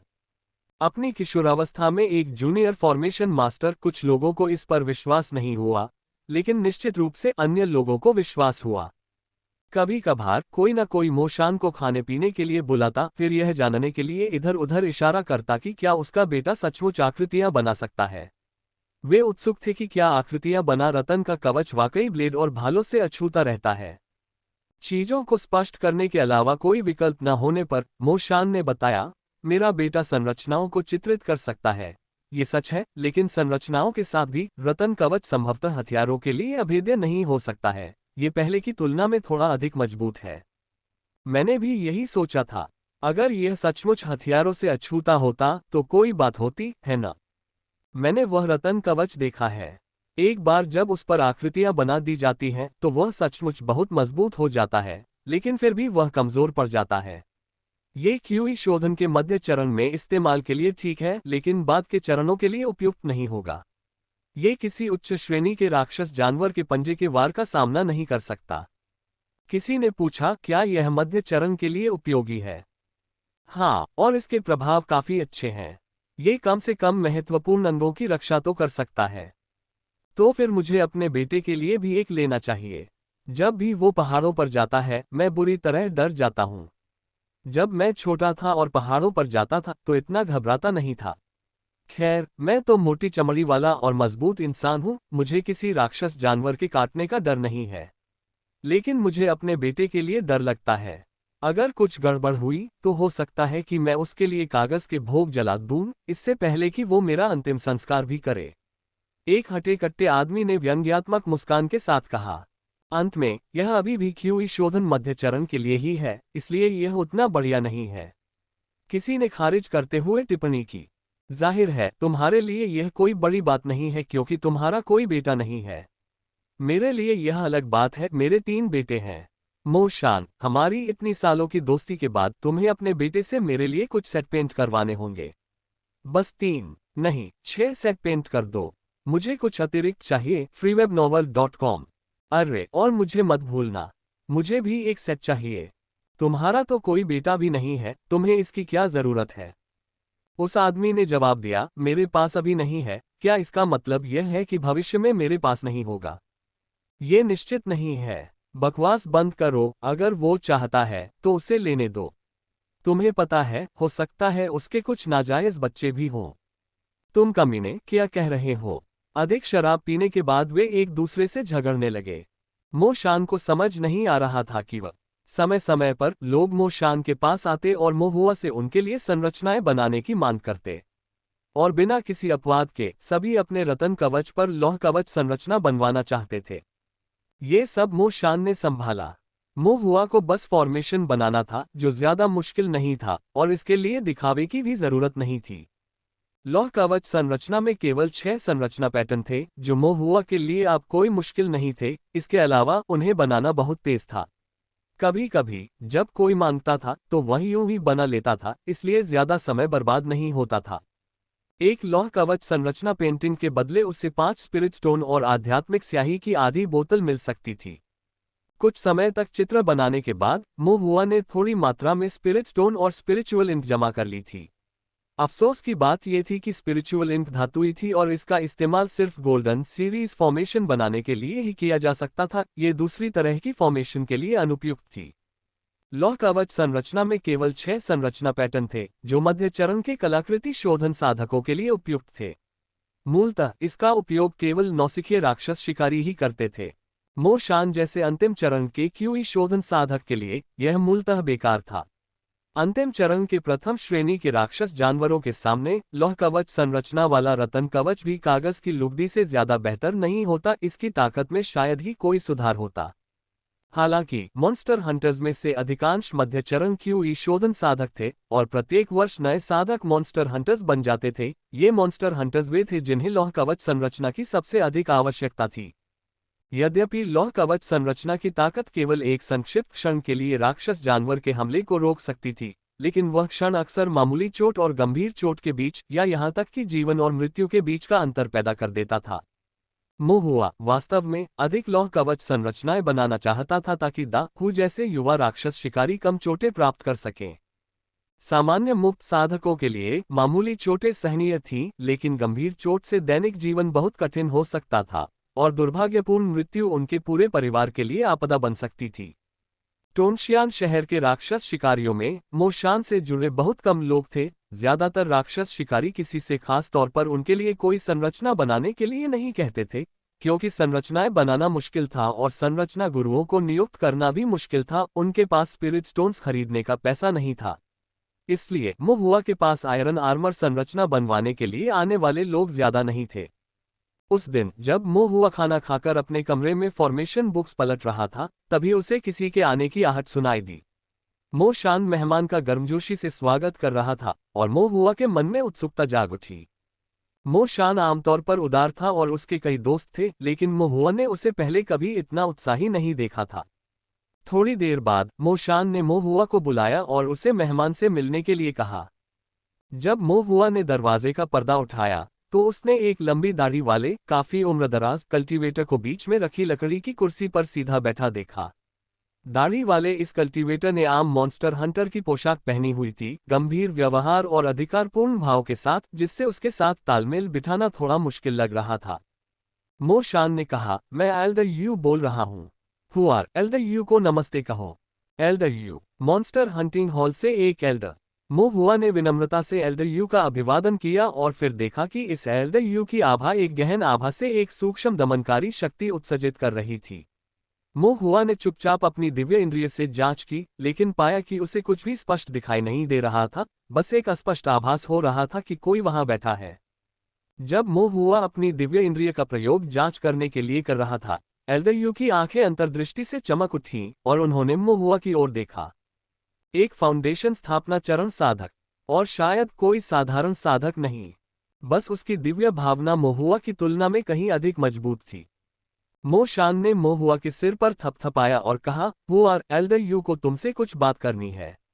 उनसे बात करो, मैं तुम्हारी माँ की सफाई में मदद करने के लिए आगे जाऊंगा। एल्डर यू मुझसे क्या चर्चा कर सकते हैं? मोहुआ ने सोचा, कुछ उलझन में, लेकिन फिर भी उसने सहमति में सिर हिलाया। मोशान के जाने के बाद एल्डर यू सीधे मुद्दे पर आए। मैंने मोशान से सुना है कि आप लौह कवच संरचना बना सकते हैं। एल्डर यू ने पूछा। एल्डर यू की आवाज थोड़ी भारी थी और उसमें कठोरता का भाव था, जो संभवतः वर्षों से बनी एक आदत थी। हाँ, मोहुआ ने उत्तर दिया।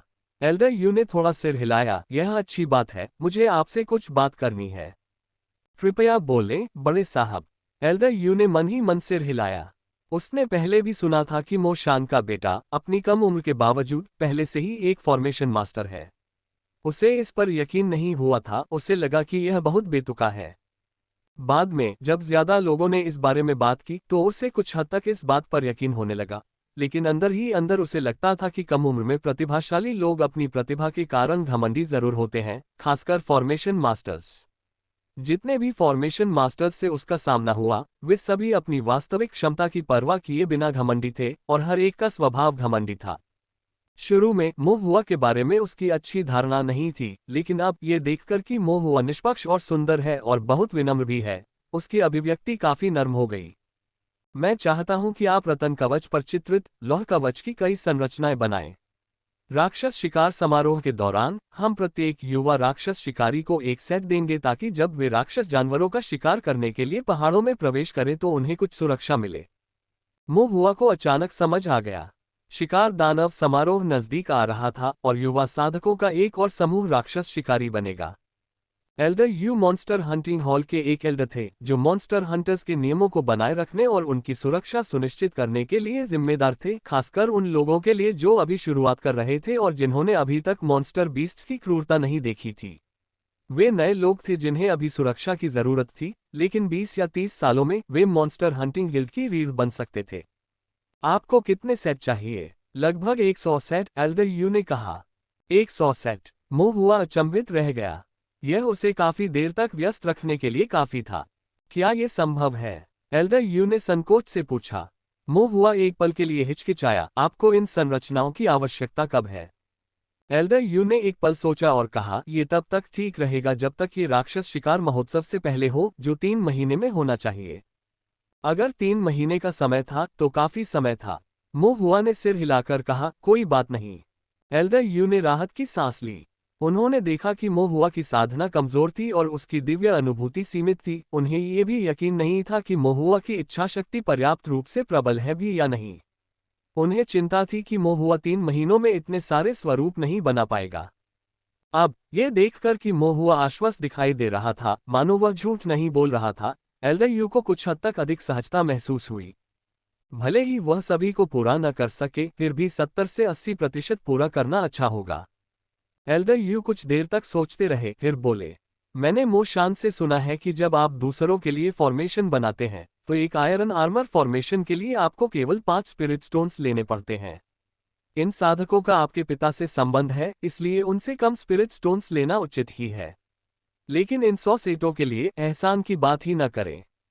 हर आयरन आर्मर फॉर्मेशन के लिए मैं आपको 8 स्पिरिट स्टोन्स इनाम के तौर पर दूंगा। आप क्या कहते हैं?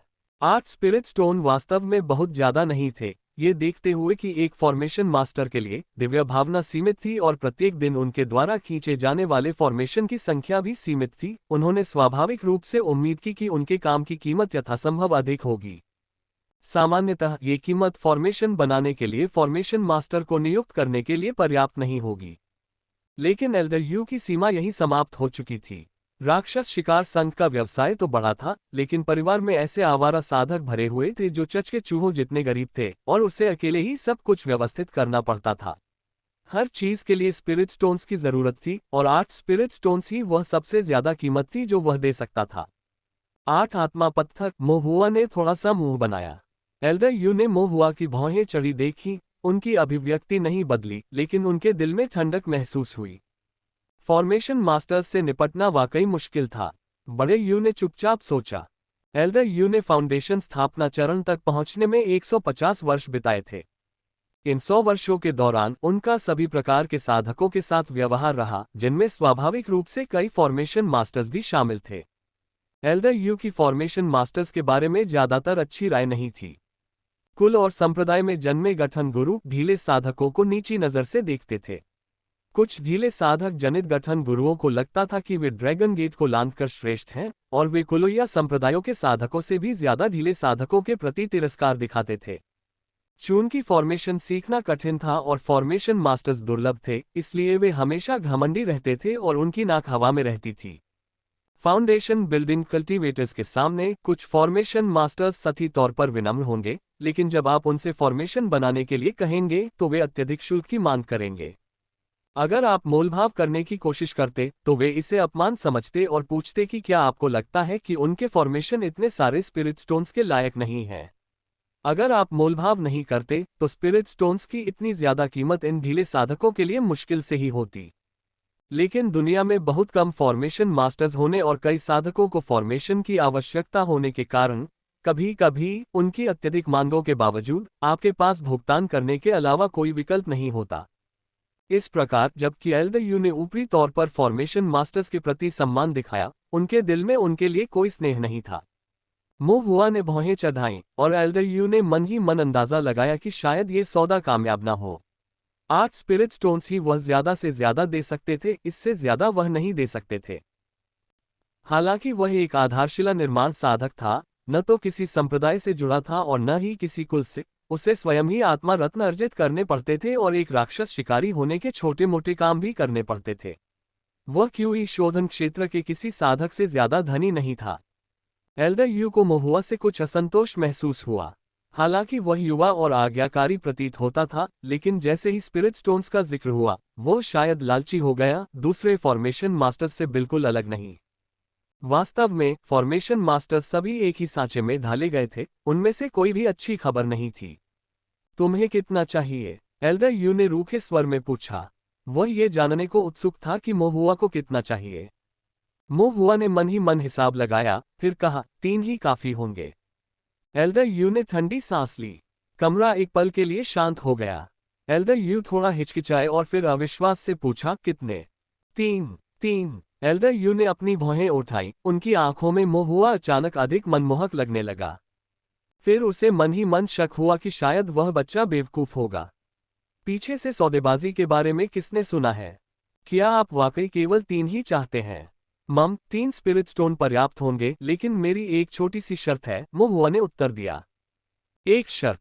एल्डर यू ने रुककर कहा, चलो इसे सुनते हैं। मुझे 5 तत्वों धातु, लकड़ी, जल, अग्नि और पृथ्वी की कुछ आध्यात्मिक स्याही चाहिए। मुझे योगाभ्यास के लिए इसकी जरूरत है। ज्यादा मात्रा जरूरी नहीं है, आप मात्रा तय कर सकते हैं, बस इसे अतिरिक्त पारिश्रमिक मान लीजिए। इतना ही? बस इतना ही? मोहुआ ने सिर हिलाया। तो यह आसान है, एल्डर यू ने तुरंत कहा। कुछ आध्यात्मिक स्याही, हालांकि इसके लिए कुछ स्पिरिट स्टोन्स की जरूरत पड़ती। 100 लौह कवच संरचनाओं की कीमत के सामने कुछ भी नहीं थी। इसके अलावा एक फाउंडेशन बिल्डिंग कल्टिविस्ट होने के नाते उसके पास स्वाभाविक रूप से अपने संपर्क थे और वह बहुत ज्यादा स्पिरिट स्टोन्स खर्च किए बिना अच्छी क्वालिटी की आध्यात्मिक स्याही प्राप्त कर सकता था। इससे उसे काफी स्पिरिट स्टोन्स की बचत होती। एल्डर यू ने मोहुआ को देखा और अचानक महसूस किया कि जितना अधिक वह लड़के को देखता है, वह उतना ही अधिक सुंदर लगता है। और उन्होंने कहा कि वे संरचनाओं का अभ्यास करने के लिए आध्यात्मिक स्याही का उपयोग करेंगे। बहुत बढ़िया। मेहनती और सीखने के लिए उत्सुक, कोई आश्चर्य नहीं कि इतनी कम उम्र में तुम इतनी अच्छी आकृतियां बना सकते हो। एल्डर यू ने मन ही मन प्रशंसा की। एल्डर यू ने एक पल के लिए सोचा, फिर चिंतित हुए कि मोहुआ को बुरा सौदा मिल सकता है। कहा, आप केवल 3 आत्मा पत्थर मांग रहे हैं, क्या ये पर्याप्त है? कोई बात नहीं, 3 स्पिरिट स्टोन कोई कम नहीं है। वैसे हम सब ढीले साधक हैं, हमें एक दूसरे का ध्यान रखना चाहिए। मेरे पिताजी अक्सर मुझसे यही कहते हैं, मोहुआ ने बचकानी आवाज में कहा। इन शब्दों ने एल्डर यू को प्रभावित किया और उनके हृदय में गर्माहट महसूस हुई। वह स्वयं एक विरक्त साधक पृष्ठभूमि से थे और उनके लिए आधार स्थापना चरण तक पहुंचना आसान नहीं था। उन्होंने अवसरों की तलाश में एक उच्च स्तरीय राज्य सीमा पर जाने के बारे में सोचा था, शायद वे ताओ साधना में और भी प्रगति कर सकें। लेकिन पीछे मुड़कर देखने पर उसने देखा कि जिन चाचा चाचियों ने उसकी देखभाल की थी, उसके दोस्त और बड़े भाई, वे गुजारा करने के लिए संघर्ष कर रहे थे।